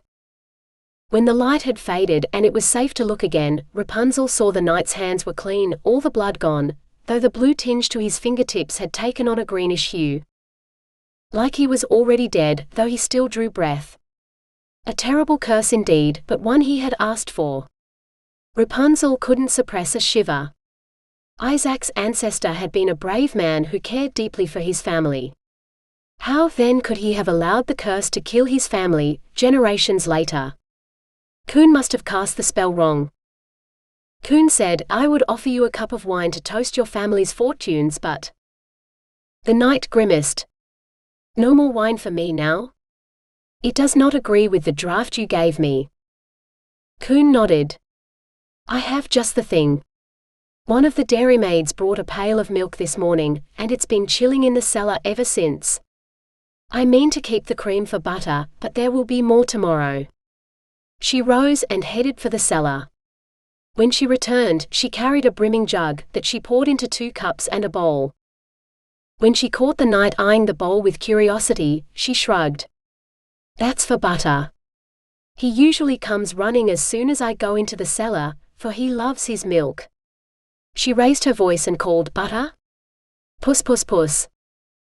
Whoever Butter was, he did not come. With increasing urgency, Coon kept calling, leaving the knight alone in the cottage as she moved outside. After a while, Coon fell silent. But she didn't come back in. The knight looked uneasy, as if dreading something. "You did this?" Coon shrieked, bursting into the cottage. In her arms, she cradled a piece of gold-colored fur. A dead cat. Tears sprang to Rapunzel's eyes. The poor thing. The knight's eyes widened in fear as he started out of his seat. He swayed for a moment, before he was forced to sit down again. "I've never seen that cat before," he said weakly. Coon pointed a shaking hand out the door. "He had a muddy hoofprint on his back that could only have come from that enormous warhorse of yours. You come here for my help, yet you kill my cat without a care? It's not my fault your ailment is beyond my powers. You, Sir Kempenich von Rumpelstiltskin, have no heart, and that is what is killing you. Take your golden curse, but know this, every male born of your blood will bear the same curse. His heart will fail him in his prime just as yours has, and his only warning will be the curse, heralding his death. And you," she waved her hand, and Kempenich was lifted off his feet, soaring through the air before landing in the killer horse's saddle. "You shall have a daily reminder of the creature you killed." Another wave of her hand, and a pair of gloves appeared on Kempenich's hands. Gloves just like the ones Isaak now wore. But Coon wasn't finished. "As long as you wear these gloves, you may touch things like a normal man. Take them off and all you touch turns to gold. A curse on you and all who follow you." Now Rapunzel understood. Coon had always tried to help people, while ungrateful louts like this knight thoughtlessly killed her or her cat. At least Kempenich had the good grace to beg for forgiveness. Thorn had not been so sensible. "Please. Curse me, kill me, do what you will with me, but don't hurt my son," he begged. Her eyes were the cold of black ice. "Bring my cat back to life, and I will consider it." "Please?" Coon clapped her hands. "Go."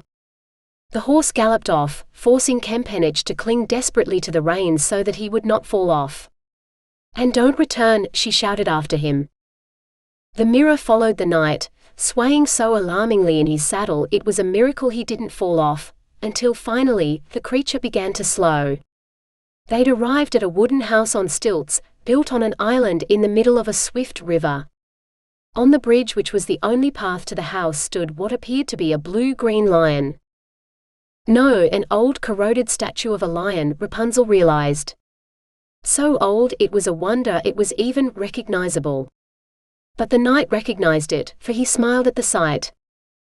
Then he pulled off his glove and patted the lion's head. In a moment the bluish bronze turned into bright shining gold. He shoved his hand back into the cat fur glove, clutching his chest as he cursed witches and their cats. It was the last thing he would ever do, for his face grew pale, then tinged with blue as he slid from his horse to the ground, gasping for air. Then his body stilled and was enveloped in familiar fog. When the fog cleared, nothing remained of him but a pile of gold coins like some pagan offering at the foot of the golden lion statue. Rapunzel wept for the knight and for Coon's cat, and for all the doomed sons who had come after him, all the way down to Isaak. It was Kempenich's heart that had killed him, and Abraham's too. Isaak would be next if she did not find a way to stop it. More than ever, she wanted to break the curse, but she had no idea where to start. 20. When Isaak awoke, he was alone in the bed. Daylight glimmered behind the shutters, so he pulled on a tunic and wandered downstairs in search of Rapunzel. He found her in the witch's bedchamber, whispering strange things to the mirror. "What's necromancy?" Isaak asked. "It's a very rare kind of magic. It raises the dead. As I can't imagine any other way a cat might be brought back to life, I thought I'd ask the mirror if there was anyone alive who was actually skilled at that kind of magic. It turns out there is exactly one necromancer in the world, and she just happens to be the only daughter of the world's most deadly assassin." Rapunzel pointed at the mirror, where a dark-haired girl stood beside an enormous white bear. "She keeps a giant bear for a pet?" Rapunzel shook her head. "No, he's actually a prince, but he's under an enchantment, so that he can turn into a bear. The way things appear, they'll be a couple eventually, if they aren't already. But there are issues with the succession and bloodlines and some usurper in the past. It's all very complicated. Kuhn explained it to me once, but even she's not inclined to interfere in matters that involve the assassin's daughter." She frowned. "Even then, I'm not sure if necromancy counts as bringing someone back to life. I mean, the reanimated dead move and all, but I'm not sure they're actually alive or if it's some sort of telekinesis, which she is also extremely skilled at, because it's still magic that makes them move." Isaak raised his hand. "Was I supposed to understand any of that? Because I was taught engineering and archery and sword fighting where I grew up, not magic. And while I know some big words most people don't, I'm pretty sure none of them were in the things you just said." Rapunzel colored. "I'm sorry. It's just, wanted to try and find a way to break your curse, and I thought if maybe I could find a way to bring the witch's cat back to life, she might be willing to undo the original spell or at least take it off you." Isaak couldn't help but burst out laughing. "You think the witch who cast the spell is still alive? If she was, she'd be hundreds of years old. No, if you want to raise the dead, you'd probably have to start with the witch herself, and then raise her cat."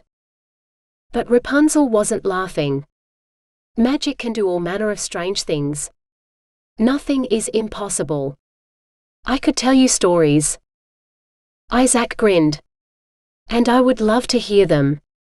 It's a long journey home to Flamand, but if you have enough tales to entertain us every night, it will seem like no time at all."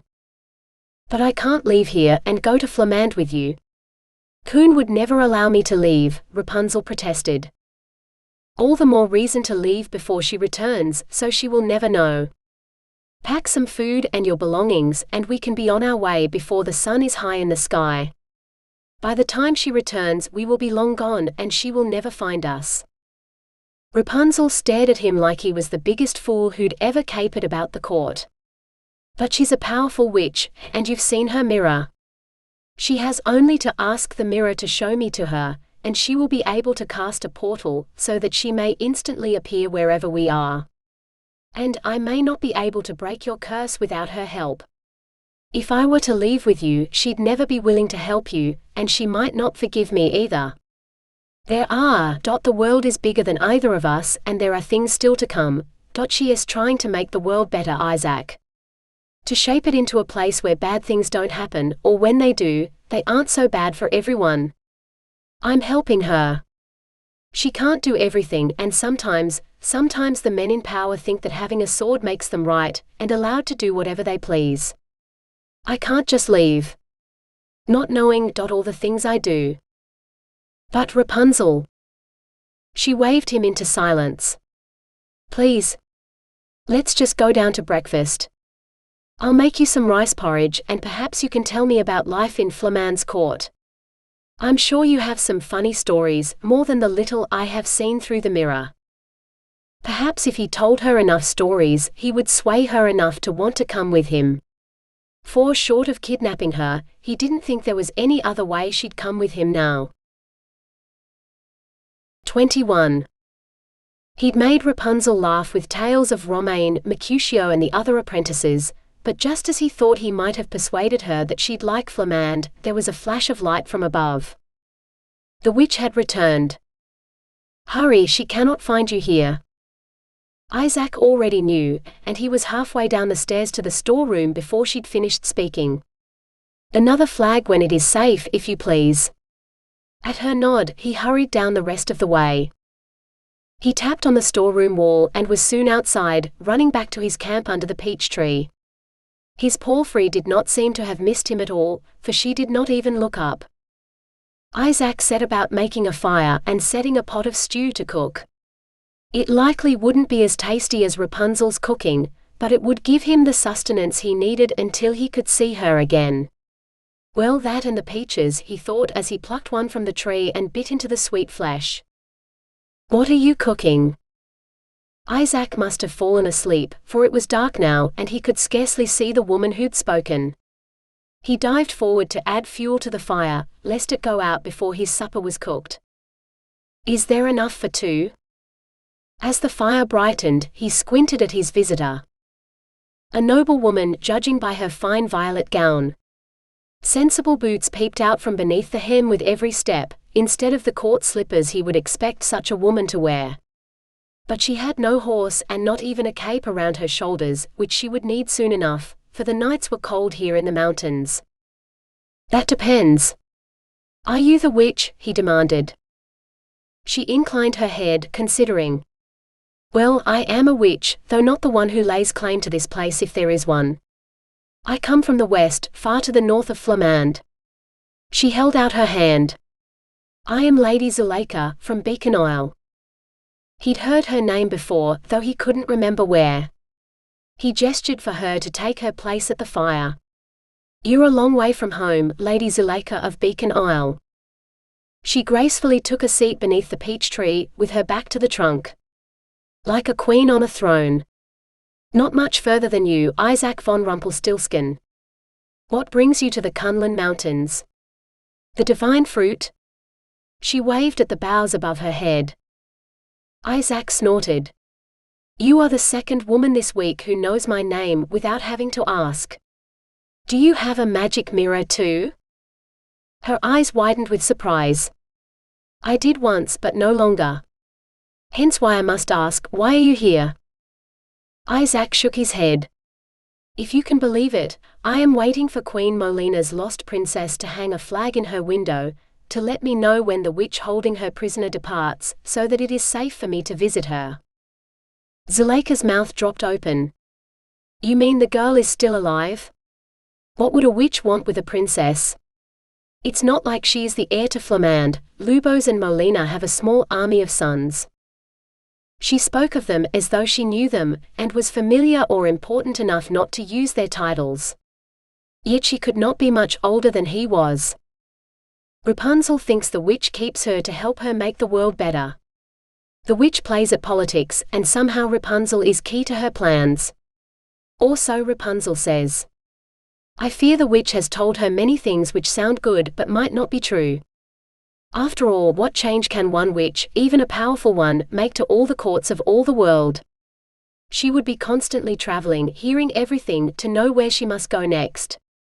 But hadn't Rapunzel said she could cast portals, through which she might travel instantly from one place to another? Combined with the mirror, that allowed her to see any place she wished to. But Zuleika just nodded, as if this was not news to her. Perhaps she had something even better than a magical mirror. And what news of your father? My father is dead. He died long ago, in a cottage outside the capital, when I was just a baby. Before Queen Molina and King Lubos were kind enough to accept me into their court as their ward. He'd learned this only yesterday, so the wound still felt raw and new. Tears pricked his eyes, but he blinked them away. He would not weep in front of this strange woman. A woman who... How could you possibly know I went looking for my father? He jumped to his feet, reaching for his sword, though it lay several yards away beside his bedroll. Peace, peace, young Isaak. I made the amulet that guided you, and Molina thought you might try to use it to find your father. She hoped you would find her daughter, but she knew the girl could not be safe while your father lived. So she asked me to follow you, so that I might deal with him when you found him. I did not expect him to be dead, and the daughter to be alive. She leaned forward and peered into the stew pot. It seems your supper will be ready soon. Would you like me to serve? Isaak held up his gloved hands. That would be safest. Her mouth made a little O of horror. Oh, Isaak. So you have inherited your father's curse. And only Rapunzel can save me. The words were out of his mouth before he'd thought about them. He wasn't even sure if he believed them. Believed that anyone could save him. She thinks my heart will give out just as his did if she cannot break the curse.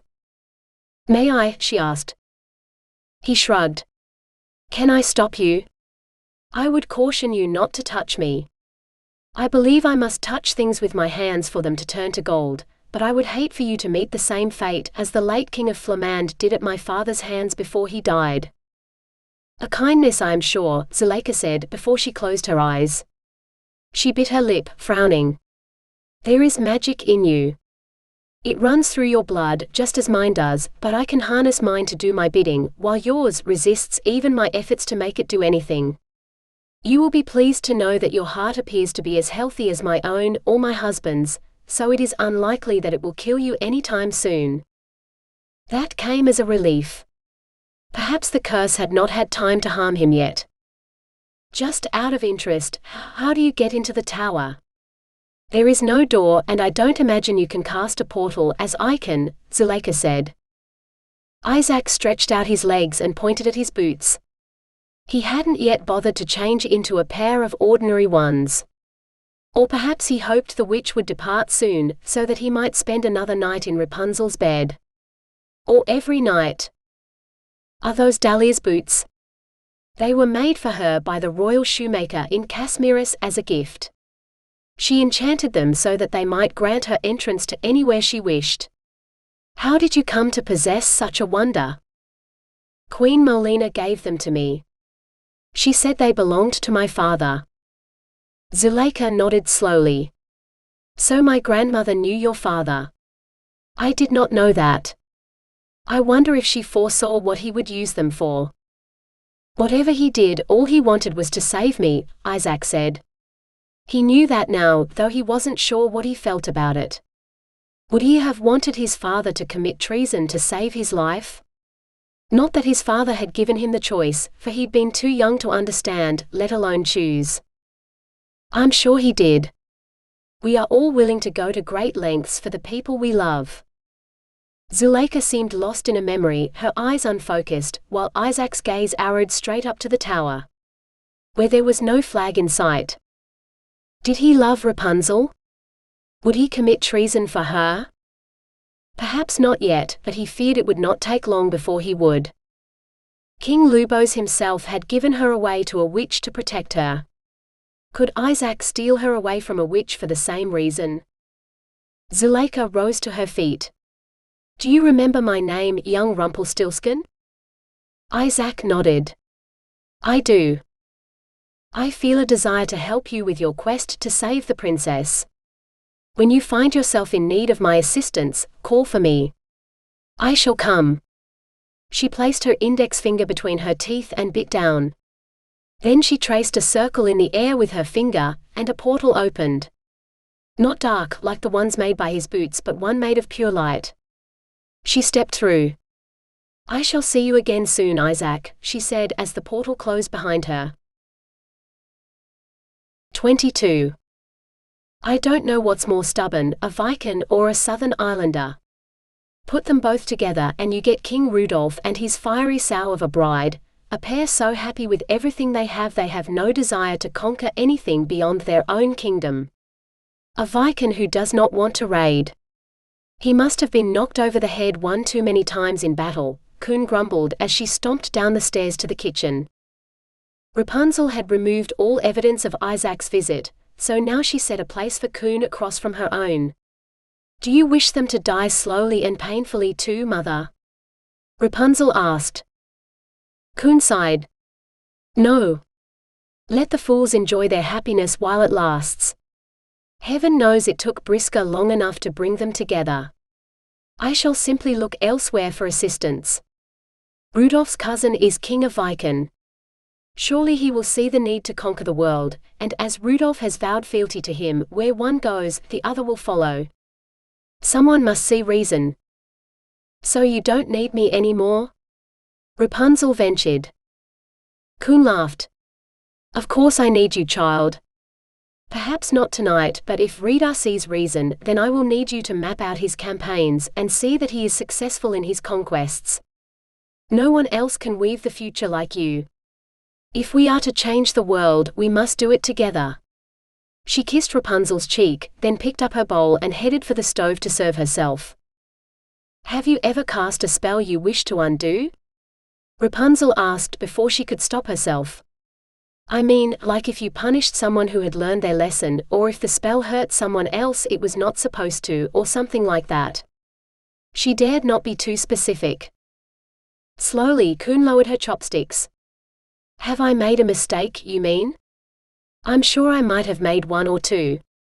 Mostly being too lenient instead of too harsh, but everything worked out all right in the end. For men rarely learn their lesson, and if you stop punishing them too soon, they only go back to their bad old ways, and you have to start over. No, I usually give them a way to break the curse that is so damned near impossible. They usually choose to live with it rather than go to all the trouble of breaking it. Like insisting on her cat being brought back to life. Something Rapunzel still didn't know how to do. But didn't you make a mistake with King Thorn and Lady Zuleika? Rapunzel ventured. It was Briska, not I, who made the mistake, though it might have turned out well had Zuleika not been so clever. Kun sighed. She would have made a far more useful djinn than Briska. The power that girl has at my disposal, I might not have needed Briska or even you if I'd had her. She looked wistful. But she is too canny. She will never help me.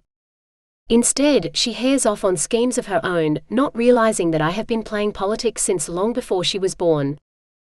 But if you asked her, maybe explained what you're doing and why, surely she would see the logic in working with you. In helping you, as I do. Wouldn't she, Mother? Perhaps, Kun allowed. But only if she has not gone soft with motherhood, thinking only of her own brood and no further than her own insignificant borders. That was the answer then. If Rapunzel wanted to be free to go with Isaak, to find a way to break his curse, she would have to persuade Zuleika and perhaps other, more powerful magic practitioners to join Kun in her crusade. What about the man who killed your cat? I forget his name, Rapunzel said. The Dying Knight? He was a fool, if ever I met one. He came to me to beg me to help his family, and he was so intent on his quest, he didn't even notice my poor cat. No, he deserved everything that came to him, and so did his descendants. The family has untold riches stashed away in that castle of theirs, as a result of the curse he asked me to cast. If some of their sons die young, what of it? It is the women who keep a family together, who defend the castle while the men are off playing at war. One of his many times great-grandsons tried to steal you from your mother. I keep you safe in this tower from him even now. If anyone deserves to be cursed, it's men like that. Men who think girls can be bartered and sold, like they are nothing but a sack of rice, instead of people with intellect far superior to their own. They deserve to die out before they can breed. I'm surprised the bloodline survived for as long as it has. Rapunzel slumped in her seat. Kun would never take the curse away from Isaak, even if she did manage to bring the cat back to life. She would have to find another way. But if she could find someone to help Kun in her place, perhaps she'd be allowed to leave the tower to try. Yes, that's what she would do. As soon as Kun departed for Viken, she would ask Isaak for his help. 23. When the sun rose the next morning, Isaak could barely believe his eyes. Rapunzel's gown fluttered from the window again, as rosy as the early morning light. After he'd taken her on the kitchen table and up against the wall and several times in her bed, she confessed she'd devised a plan to get the witch to let her go. But it will only work if we have several powerful allies on our side, Rapunzel said. Princess Zuleika the enchantress for one. And Amani the sorcerer too if we can. Now, if we could convince Master Zoticus, the deadliest assassin in the world, to help, that would truly be a coup. You would have to visit all three of them and convince them to travel here to offer Kun their support for her cause. It would not be easy, for they are probably three of the most powerful people in the world, after Kun of course. And leave you here alone as the witch's prisoner? Never. Isaak said, stroking her thigh and wishing he could take his gloves off, so he might feel if her skin was as silken as it appeared. One day he promised himself if she could break the curse. On that day he would stroke her all over before making love to her. You must, Rapunzel insisted. Without their help, she will never let me leave. Besides, Kuhn would never hurt me. She keeps me here to protect me. She wishes me to call her mother, as though I were a child of her own blood, instead of just one of likely dozens, if not hundreds, of godchildren. Isaak sighed. Very well. I will find them, and I will win them to your cause, and I shall bring them here. Then I will take you home with me to Flamand. And while you are gone, I will continue to try to find a way to break the curse, Rapunzel promised. But I will not depart until the morning, and we still have the rest of the day and all night. Isaak began parting her thighs. Her eyes shone, begging him for what he knew they both wanted. So of course he gave it to her, until she screamed his name to the heavens, and Isaak wished the night would never end. 24. Isaak waited until he'd gone through the garden gates before he dared to call Lady Zuleika's name. It was quite a while before she answered, and she seemed distracted when she appeared, with half the lacings down the front of her dress hanging loose. Perhaps he and Rapunzel were not the only ones who'd been engaged in vigorous bed play. Isaak hid a smile. Zuleika yawned. Sorry it took me so long. My son needed feeding, and he will not stop until he has drunk every drop. She glanced down, suddenly realizing the state of her dress, and in a moment everything was as tightly laced as any court lady's gown. He will be king of Aros one day on his uncle's death, but that is a long way off yet. I hope he has learned to drink ale instead of milk by the time the crown passes to him. She blinked and straightened. Now what was it you needed my help with? Isaak explained Rapunzel's plan.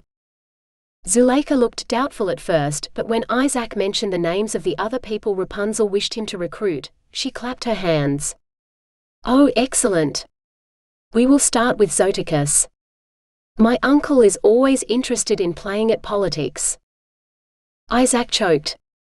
Your uncle is the deadliest assassin in the world? Zuleika narrowed her eyes.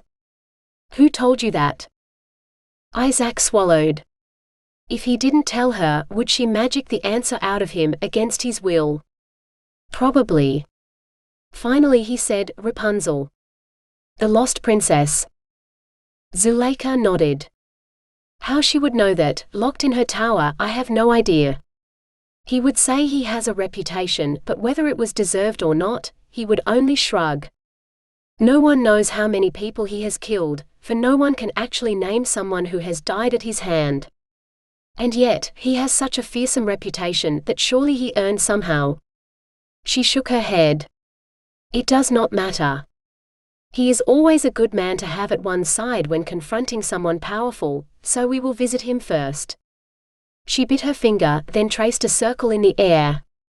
Halfway through the portal, she held out her hand. Are you coming? He clasped her hand in his glove and followed. More mountains and more trees, even if they were different.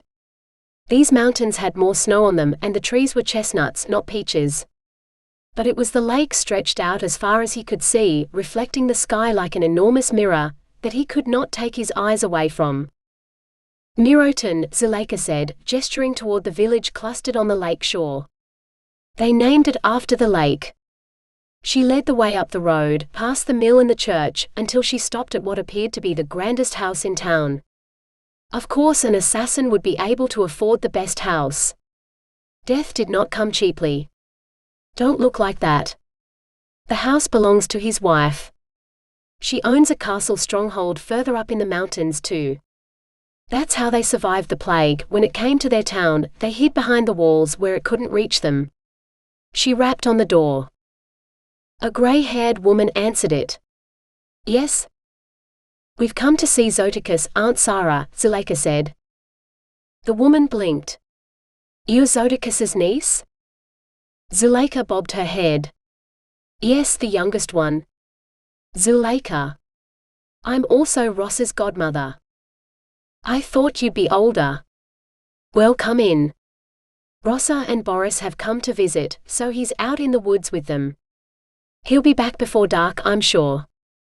She beckoned them inside. Isaak had eaten so much cake and drunk so much sweet cider he feared he'd burst by the time he heard the others returning.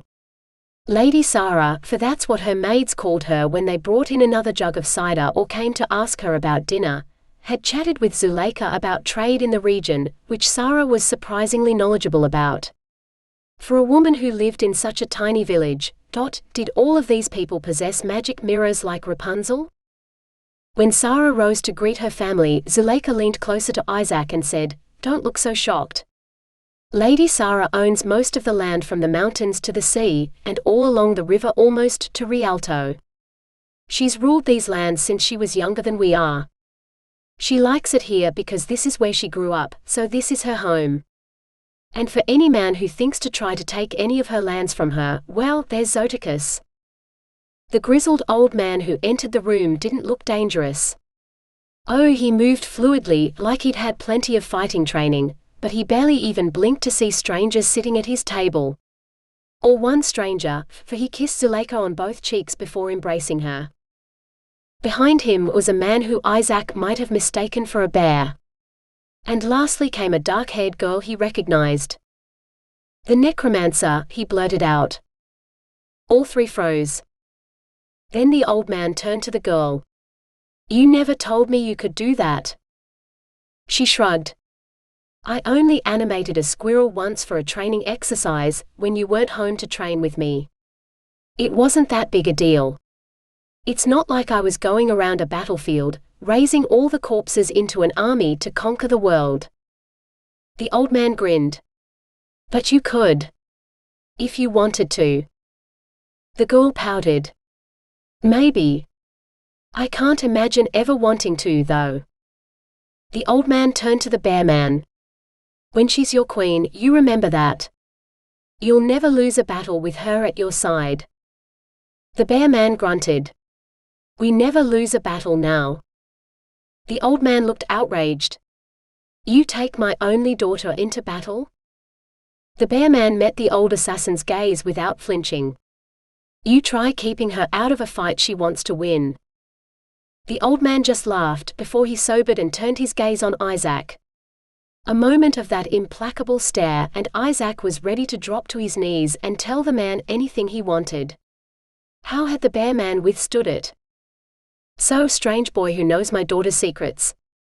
What are you doing here?" Isaak told him everything. From Rapunzel to Abraham to Molina, and how he'd come here with Zuleika. Then he pulled off one of his gloves and reached for the nearest cider cup. "Well, isn't that a nice trick?" Zoticus drawled, for the old man could be no one else. Isaak put his glove back on.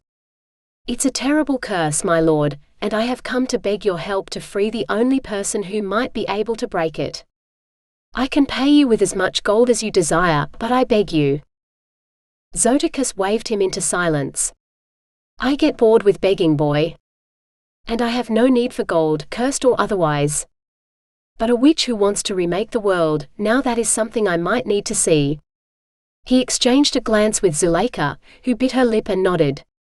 "I will come with you to this tower." Rossa and the bear man exchanged a glance of their own. "So shall we," she said. Isaak wasn't sure whether to worry or rejoice. "So. Thank you," he said, hoping it would suffice. "Don't thank me yet, boy. Wherever these two go, trouble usually follows. And I have a premonition this will not go as smoothly as you hope it will," Zoticus said, reaching for the golden cup. "After all, Sarah hasn't seen what you've done to her favorite cup." 25. They left Zoticus and his family in their house by the lake, promising to come for them on the morrow. "Where to next?" Isaak asked.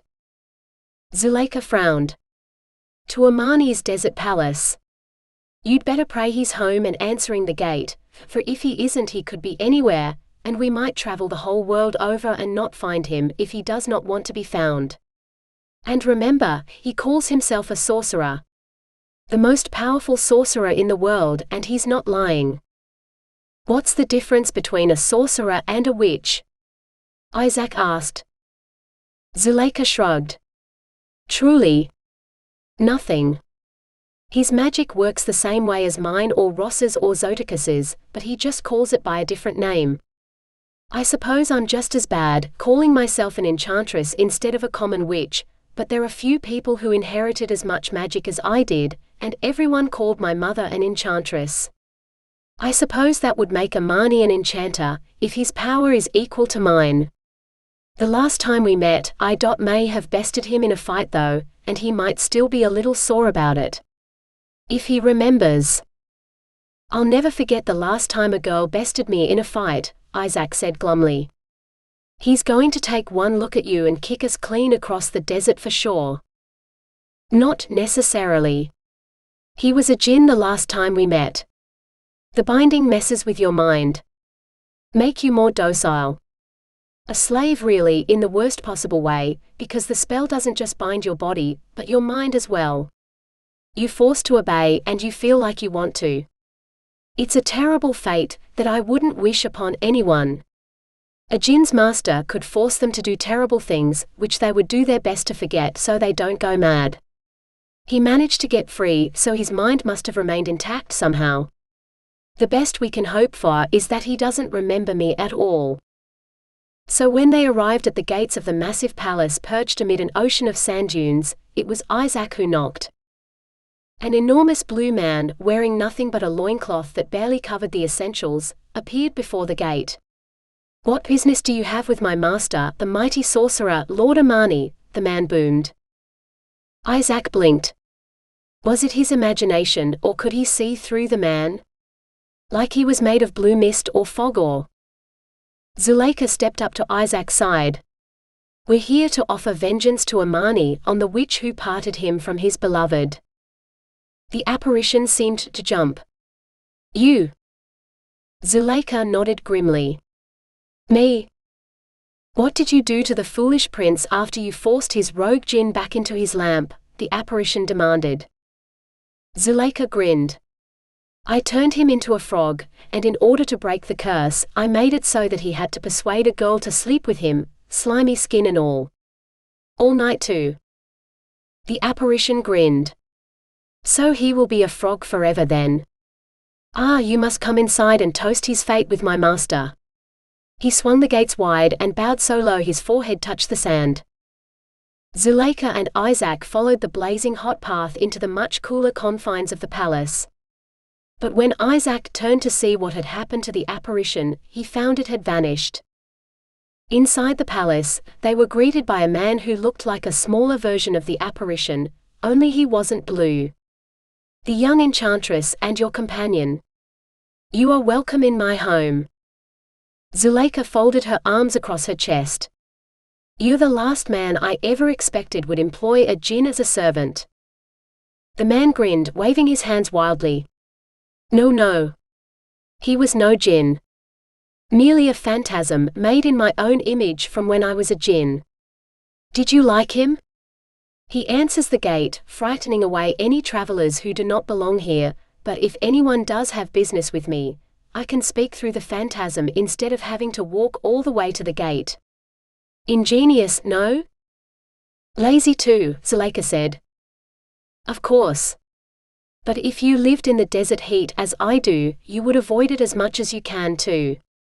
Come, I have refreshments prepared. You must come and drink and tell me about the trials and tribulations of the Frog Prince.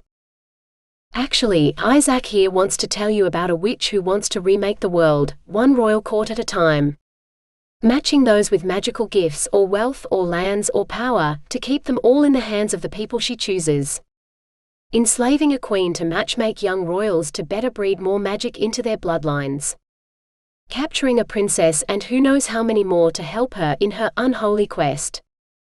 The man's eyes had gone entirely black. Isaak shivered. Mistress Kuhn, the man said. You know where she is? Zuleika nodded. Isaak found her home. The secret tower, hidden in the mountains far to the east, where she keeps a princess captive, bound to a magic mirror. Let me at her and I will tear her limbs off one by one, the man roared. Isaak backed up, hands up to placate the madman. This wasn't the sort of ally Rapunzel had meant. She wanted someone who would help the witch, not kill her. But Zuleika didn't seem to care. We're headed there in the morning, she drawled. Care to meet us there? 1,000 wild camels could not drag me away, the man promised. Nor me, Zuleika said cheerfully. See you in the morning then, Amani. Then she cast another portal and pulled Isaak through after her. It wasn't until the portal had closed that he dared to ask, Are you mad? He wants to kill the witch. Zuleika just shook her head. The witch who holds your princess captive enslaved Amani's wife for almost 20 years, forcing her to do all manner of terrible things to people. A quick death at Amani's hands is probably better than she deserves, for just the crimes we know about. If you want to persuade the witch to release your princess, you will need both him and Zodicus to remind her of what will happen if she doesn't. Isaak felt the blood drain from his face. So of the three of you, you're the only ally I'm actually bringing with me? Zuleika bared her teeth so fiercely Isaak took a step back. I will rip that woman's still beating heart out of her chest if she so much as thinks about subjecting someone else to the same thing she made Briska do to me. I would rather die than ally with that heartless bitch. The poor naive girl sent you out in search of allies. You have us, with more magic and power between us than most of the rest of the population. We stand with you. We will free the captive princess. And we will annihilate anyone who thinks to treat our world and all the people in it like their plaything. And my curse, he whispered, half hoping she hadn't heard him. She shrugged. I have a good track record with breaking some really bad ones. With help from the others, I'll give it my best shot. Well, that was something at least. If the most magical people in the world were willing to help him, could he truly ask for more? 26. They slept in Lady Sarah's house, where she made sure they'd eaten a hearty breakfast before sending them off to save the world, or that's what she called it. She did not seem the slightest bit worried about her husband or her daughter going off to visit a witch half a world away. Zodicus seemed to have read Isaac's thoughts, for he said, My sister battled dragons and won, but my wife could persuade them to wash their claws and use their best manners as they sat down at her table. If Lady Sarah wanted to remake the world, I would bring it to her on a platter, and marvel at the results. And she, sweet lady that she is, would deny having done anything. For the world would have rearranged itself just to please her. Is Lady Sarah a witch? Isaak asked as they stepped through the portal, and he found himself outside Kuhn's garden gates. Because I don't know what you'd call that sort of magic, but it sure sounds powerful. What does it do? Isaak couldn't help but stare at the most beautiful woman he'd ever laid eyes on. Every curve was perfect, from the bottom of her slippered foot to the bow of the impossibly long dark lashes fringing her equally dark eyes. He opened his mouth, but only incoherent sounds seemed able to come out. Princess Maram. It has been so long. Zodicus surged forward and enveloped the beauty in a hug. All of a sudden, she looked awkward instead of graceful, as if she wanted to bolt in 3 different directions at once. The spell that had overcome Isaak released him. She was still a beautiful woman, but he no longer felt the urge to prostrate himself before her. Only now did he see the 2 men who flanked her, almost like bodyguards. But even they didn't dare lay hands on Zodicus. Lady Sarah has less magic than the swans that float on her lake. Whereas Princess Maram here can cast a charm spell so powerful, no one is immune to it, Zodicus said. Maram coughed delicately. With one exception. My husband Aladdin and his friend Kaveh. She gestured to the men on her right and left. And when your magic goes awry, there is always poison, which I am only too happy to supply. Zodicus continued. Maram ducked her head, suddenly obsessed with the toes of her silk slippers. He deserved it, she whispered. Her husband and his friend nodded vigorously. That he did, Amani said. I felt that Maram's expertise with jinn might come in useful. Of course her husband and his friend wanted to come too, so I brought them along. They too have experience with jinn. From the glances exchanged between the 3 men, Isaak saw secrets he wasn't sure he wanted to know. Whereas my daughter and her friend came along to keep a frail old man out of trouble, Zodicus said cheerfully. The bear man, whose name was Boris, Isaak had learned, grunted, "You are trouble, old man." Zuleika stepped forward, making introductions, so everyone knew everyone's names. When she introduced herself, Maram flushed. "You are the new mistress of Beacon Isle?" "Yes," Zuleika said. "I hope you like the wedding gift we bestowed upon your husband some years back. Was his performance magical?" Zuleika's mouth dropped open in shock. After a long moment she managed to say, "Yes, yes, thank you," before putting as much space between herself and Maram as possible. Then it was Isaac's turn to open a portal through the wall, and led everyone up to the tower. He soon found Maram walking beside him. "I cast a pleasure enchantment on her husband's manhood," she said. "Amani tells me you plan to woo a princess. As most of those come in a dozen shades of virginal and shy, I will offer you the same courtesy if you wish. It will make things go so much more smoothly on your wedding night." As if Molina and Lubos would ever let him marry their daughter. Isaak managed to thank Maram for her kind offer, even as he shook his head. She only gave an expressive shrug. "The offer is still there if you change your mind." She skipped off to link her arm with her husband's. Finally, after a walk that seemed a lot longer than the first time he'd come this way, they reached the foot of the tower. 27. Isaak opened a portal in the storeroom and crept upstairs. He found Rapunzel in the kitchen, her face lighting up at the sight of him. "Isaak!" She flew across the room to kiss him. "Is she here?" he asked. "The witch?" "No, but I expect her very soon. She said she'd be back for dinner." "Good," Isaak said, then called down the stairs, "You can come up." The others trooped up into the kitchen, until the place was rather crowded. Rapunzel's eyes widened with each new person who appeared, but as she mouthed each of their names, Isaak didn't think introductions would be necessary. "Where is she?" Amani asked. She went to the capital in Viken," Rapunzel said. "Where does she cast her portals?" Rapunzel pointed upward. "In her chamber, on the floor above." The others trooped up the stairs, with Rapunzel and Isaak bringing up the rear. "How did you find so many people so quickly?" Rapunzel whispered. Isaak wasn't sure how to tell her that the woman who'd raised her had far too many enemies, from a lifetime of terrible deeds. It was worse than learning that his father had been a traitor. He'd never thought his father was a saint, whereas Rapunzel. She wouldn't forgive him for this. Unless he hung back, and took no part in it. Yes, it might brand him a coward, but there was a lot of magic in those people, and when the spells started flying, he and Rapunzel were probably the weakest people present. The best he could do was throw his body over hers and try to shield her from it all.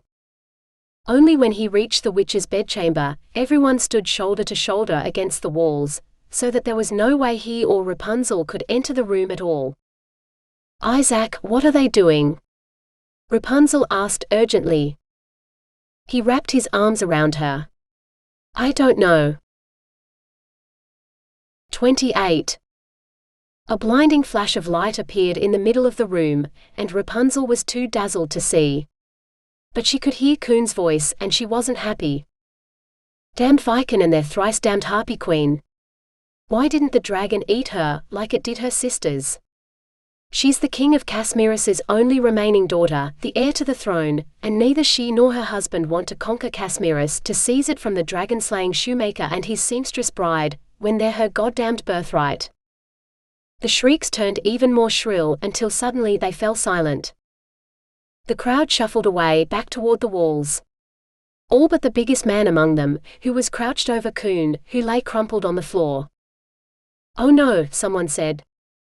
The man lifted his paw, for his entire arm was furred and clawed like it belonged to a bear and not a man, and blood dripped from it.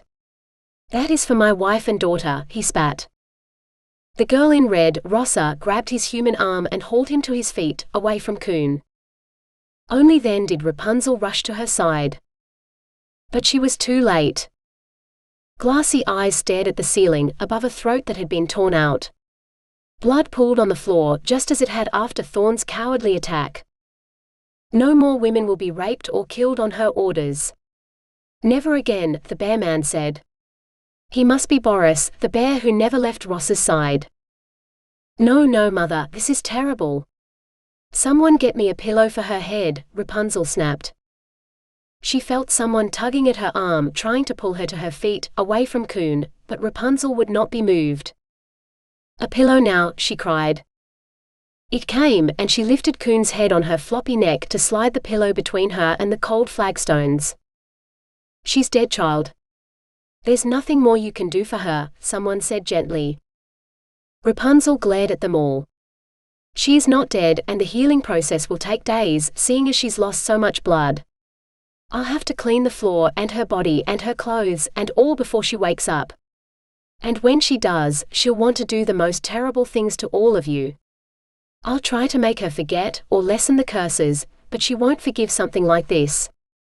Even Thorn ran her through in his court, but you invaded her home. The one place we were safe. You're safe now she's gone. Go with young Isaak there. He'll take you to Flamand where you can be reunited with your family. Rapunzel wanted to punch something. Coon is my family. She raised me and kept me safe, and as soon as she recovers, she will again. But she's dead, child. No, she isn't. Rapunzel seized Coon's hand, where her ring still glowed blue. As long as this light shines, she still lives. She told me that herself the first time I thought she'd died. A man Rapunzel didn't recognize stepped forward. She's a djinn, he said. She's not dead because she's a djinn. That's not? She can't be. She's the only one who can bind djinn, she can't possibly be one. Take the ring. Break the binding. No. Rapunzel shouted, ripping the ring off Coon's finger and slipping it onto her own. Heal, she begged her godmother. These people did not have the right to decide her fate. Coon deserved a say in it too. Everyone closed in, reaching for her, until Isaak was there, lifting her up in his arms. Anyone touches her or me and I'll turn you to gold. Suddenly there was space, as everyone shuffled to put as much distance between themselves and Isaak as possible. But still they were arguing, not believing her even as the ring on her finger glowed and the hole in Coon's throat was closing. She needed to distract them and convince them all at once. Rapunzel closed her eyes. Do you want to know her story? What her king did to her before she won her freedom? I'll show you. Mirror, show them the first time Coon came to the garden. She did not need to look. She would never forget the heartbreaking look on Coon's dying mother's face as she begged the girl, for she had only been a girl, not to go on such a dangerous quest to the king's garden. The king would never allow her one of the peaches of immortality, the fruit that could heal every illness. But Coon had not listened, and she'd refused to even say farewell to her mother, for she meant to come back with a peach. Coon climbed the garden walls, cutting her clothes and her shins to ribbons on the rough stone, but she didn't give up until she stood in the king's garden. She made her way to the peach orchard and plucked one perfect fruit, only to be caught by the king himself, who declared her theft treason, for it was treason to steal from the king. But when the king would have killed her, she summoned all the powers within her to throw a rock at the king. Her magic was what had both doomed and saved her, for instead of killing her, the king had bound her to one of his rings and forced her to serve him. Not for a normal lifetime but for centuries, for the peaches kept him young. Until one day he slipped on the stairs and broke his neck. A peach still might have saved him, but it was Coon who found him, and instead of helping the man who'd enslaved her for all those years, she took the ring from his finger as the light died in his eyes. She claimed the garden and its peach trees for her own. And she'd taken a whole basket full of them home, only to find that not only her mother but her whole village was gone, swept away by floods years before. So she took to protecting her own children and their children, helping those who called upon her, becoming a fairy godmother to all of her descendants. Until there were enough magically talented people in the world to take over that task for her, and she wandered the world, helping some and ending the reigns of others. And she was still doing it even today, trying to persuade the Viking king to do what was right for the world, for her descendants. Heal, Rapunzel begged Kun silently while the others watched the mirror. Because no one could plead Kun's case better than Kun herself. They had to help her. Finally, the wound in Kun's throat closed, and she began to breathe again. 29. We need to break the binding and kill her before she wakes up. But she was just a girl. A child. She might look like an old woman now, but she's still just a child who didn't know any better. How many people has she wrongfully enslaved, or hurt, or killed, all in the name of her crusade for a world like she wants? If we let her wake up, she'll never stop. This needs to end here. Now. But you can't just kill her. Everyone deserves a fair trial. We need to break the binding. Whatever she has done, she deserves to be free. Everyone fell silent and stared at Maram. We need to find someone who carries the blood of the king who bound her. That was centuries ago. There's no way. Impossible. Rapunzel cleared her throat. Actually, we all do. Everyone except Kun, because we're all descendants of her time serving the king. Zuleika and Boris looked stricken. Maram and Rossa looked like they might be sick. She served him for centuries, Amani said softly. How many children did she bear him? I don't know, Rapunzel said. I couldn't keep track of them all. I'm not sure even she could, but I do know that she could trace them through the magic in their bloodlines. Every child who could use their magic was one of her descendants, or the king's descendants. So any of us, or all of us, could use the magic in our blood to break the binding and free her. She swallowed. But we must do it now that she is healed, before she wakes. In the end they all gave a drop of blood, just in case, and Maram cast the spell, for she had released Jinn before. All eyes fixed on the ring as Maram said the words, waiting, watching. The glow died. A ragged cheer went up. And on the floor Kun let out a terrible groan. Maram bit her lip and flicked her fingers toward Kun, who subsided and started to snore. It's just a sleep spell, she said. They all stared at Kun, who'd transformed from an old woman back into a young girl. No one seemed as eager to hurt her now. When she wakes up, she'll still remember everything, the man beside Maram said. A jinn with a master might forget, but a jinn who is their own master remembers everything. So she must forget. Forget all about her family and her enslavement with the king and everything since, so she's just a girl who doesn't remember anything, Zuleika said. She glanced around. Anyone here know how to erase centuries of memories with a single spell, without destroying her mind? They all shook their heads. A few memories I might manage, but not everything, Amani said. Rapunzel closed her eyes. She did not wish to hurt Kun, who had cared for her all her life, but the others would punish her for her crimes if she did not do this. She took a deep breath. I know a way to make her forget. But it will be permanent. From the moment the spell is finished, she will not remember a thing. She will be like any other girl of her age, with no memories.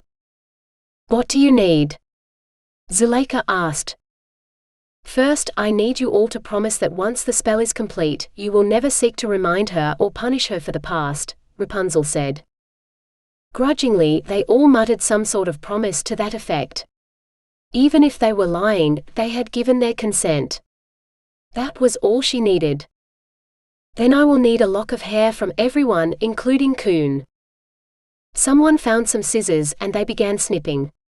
When Maram offered to cut Rapunzel's hair for her, she shook her head. My hair is already the warp behind the spell. Yours will form the image on the tapestry, the future we want to create, where Kun forgets. Finally, she had hair from everyone. Now see that she stays asleep, and I will come down when I am done, Rapunzel said, climbing the stairs to her workroom. 30. Only a small tapestry today, Rapunzel told herself, as she cut a lock of her own hair and threaded it along the loom. Next, she dug out her basket of silks and laid each lock of hair on the table. She worked fast, weaving a little from each lock into the cloth, then returning to see the picture taking shape.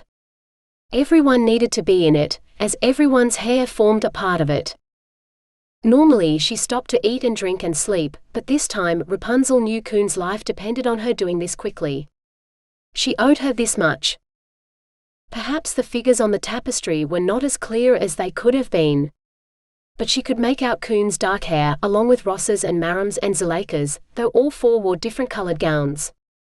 Aladdin and the other man who stayed close to Maram were indistinguishable from one another in the picture, but it didn't matter. They were there. Zodicus's silver hair seemed to glimmer in the candlelight, while Boris's was almost indistinguishable from the cloth, it was so pale. Lastly, Isaac's gold hair stood out in the center, for that's where he was to her, front and center in all of this. He'd handed the hair to her with his gloved hand, so as not to hurt her. If only she could break his curse as easily as they'd freed Kun from her gin binding. If she could only allow Kun to wake and try to persuade her to save Isaak, but Rapunzel knew she would never agree. So she resolved to ask Rossa the necromancer to cast her reanimation spell on the cat's corpse, in the hope that it would be enough to break the curse. She had to hope. She'd woven everyone's hair into the tapestry, but still she had a clump of Isaac's sitting on the table. That would not do. She'd done his hair and his golden breastplate. Then she had a silly idea. Well, why not? Some time later, she laid the tapestry on the table. All of them were in it, clustered around a radiantly armored Isaak, and in his arms he carried a golden yellow cat. 31. Wearier than she could ever remember being before, Rapunzel stumbled down the steps to Kun's chamber. The girl's eyes fluttered and she looked straight at Rapunzel. "Where am I? Who are you?" she asked. Rapunzel smiled gently. The spell had worked. "An evil wizard took you prisoner, but you're safe now," she said. "Would you like to come downstairs with me to get something to eat?" The girl nodded and slid out of bed. She followed Rapunzel. Everyone else was clustered in the kitchen, waiting for something. But no one seemed to remember what. "She's awake," Rapunzel said as all eyes turned to young Kun. Her own eyes widened. "Which one is the evil wizard?" she asked. "None of them. All of them saved you from the evil wizard," Rapunzel said. Confusion reigned for a moment, before they seemed to accept it. They were, after all, the sort of people who prided themselves on saving innocent girls from evil wizards. "Shall I make us something to eat, before we all head home?" Rapunzel said. She headed for the stove before anyone answered, knowing that even if they all chose not to eat with her, she was hungry, and she might as well make enough for everyone. "Do you have any fish?" "I for one am starving," said a new voice Rapunzel didn't recognize. She turned and couldn't help but stare as a large yellow cat leaped onto the table wearing Isaac's black boots. "And who are you?" she asked the cat, reaching out to stroke its fur. The cat struck a most uncat-like pose. "I, fair maiden, am Sir Kempenich von Rumpelstiltskin, at your service. I would lay my sword at your feet, but it seems to have gone missing." He glared around the table as though he suspected someone of stealing it. "Come on," Isaak said, reaching for the strange creature. "Cat's off the table." He grabbed it with his bare hands and set it down on the floor. The cat sniffed and sauntered off, looking very put out. 32. After they'd eaten, they got up to say their farewells. Amani and Maram had offered to take young Kun to Briska, as she was probably the best suited of all of them to mother a teenage girl with magic powers. In Amani's desert palace, far from everyone else, they could keep her from causing any magical mishaps until she had her powers under control. They all agreed to answer the others' calls if they had need of them. The evil wizard might be gone, but a new threat might arise and together they would be stronger and more able to take it down. Finally, only Isaak and Rapunzel were left in the tower. Zuleika and Amani had offered to cast a portal for them to take them home to Flamand, but they'd both refused. "This will probably sound terrible, but I've forgotten your name," Isaak said when everyone else was gone. She'd smiled and opened her mouth to tell him the name she'd always known, for she'd been named after the plant her father had bargained with the witch for. But she'd had another name, one she'd nearly forgotten, and only when she looked in the mirror did she remember what it was. "I'm Tesserina, but you can call me Tessa," she said. He took her hands in his.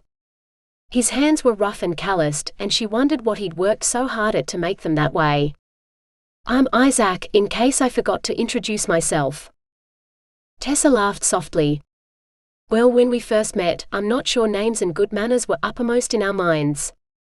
I seem to recall tangling together on the storeroom floor."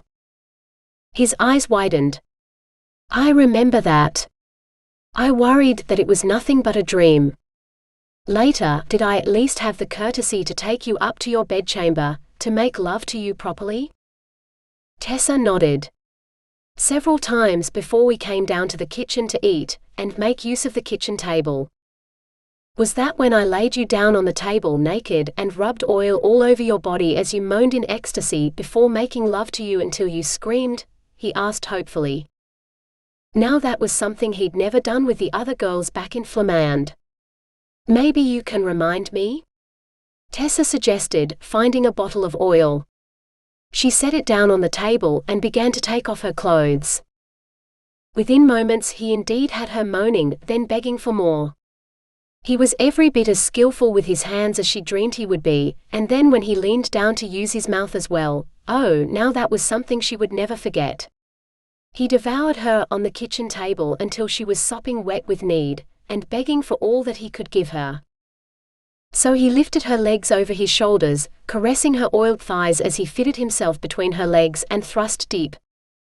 She bucked and clenched around him, wanting to savor this pleasure forever. Making love with Isaak, now mercifully free of the curse, as his hands roamed across her body exactly the way she wanted them to. And if she screamed until she was hoarse as her body surrendered to wave after wave of pleasure, entwined with the man she loved, she felt she was allowed, after finding a way to free the two of them from the ties that bound them, so that they might be allowed to live without anyone remembering a past neither of them had chosen. For all they could choose was the future, and while Tessa had not been able to weave her own future into a tapestry, she wove one now, twining her body with Isaac's until she did not know where he ended and she began, and she didn't care, for they belonged together and they deserved happiness just like this. This has been Weave. Rapunzel Retold. A tale from the romance, a medieval fairy tale series. Written by Demelza Carlton.